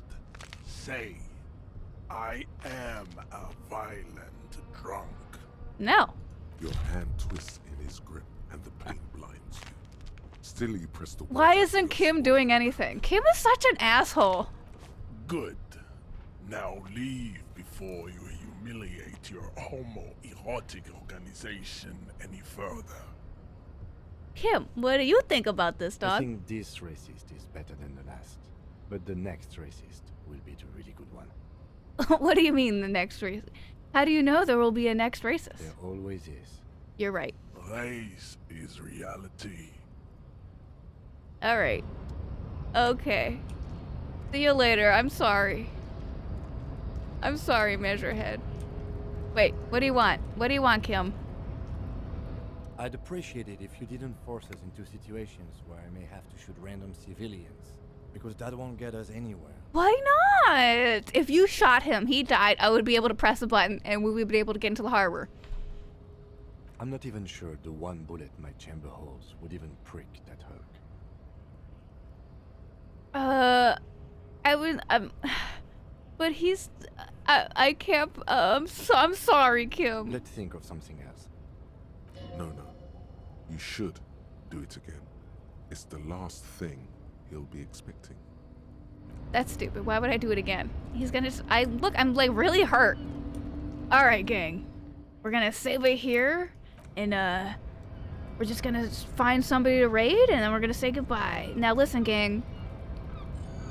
Be nice when we raid. Don't be mean. Don't be mean to the people we raid. Just follow, or if you like them, follow. Don't feel pressured to follow, but be nice. Talk to them a little bit. I know yesterday the person we rated only had subscriber chat on, and I hate when people do that. It's really annoying. Especially when they talk to you, like you're supposed to be able to reply. Like, I can't reply to you, sir, ma'am, and or non-gendered term.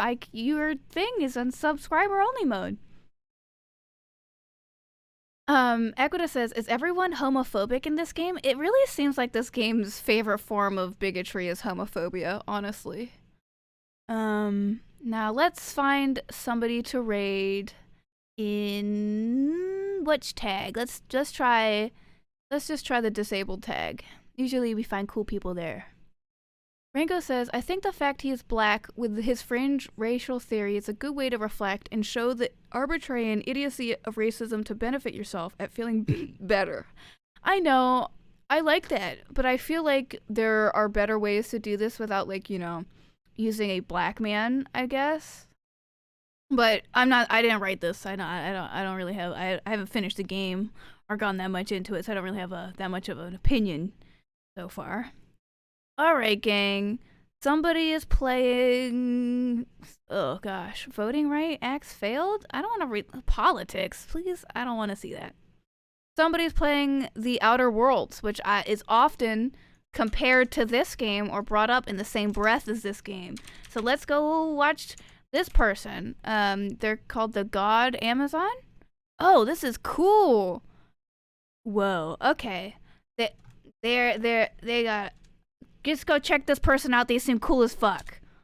Check this shit out. They're playing the Outer Worlds, and they look like they're having tons of fun. All right, gang. 3, 2, 1. Let's go. Also, check the Discord. We got fuck. I gotta say thank my patrons. I want to thank my patrons Ben, Equita, Paz, and Silvercore. Thank you all so much. Join the Discord if you haven't yet. All right, gang. Let's go.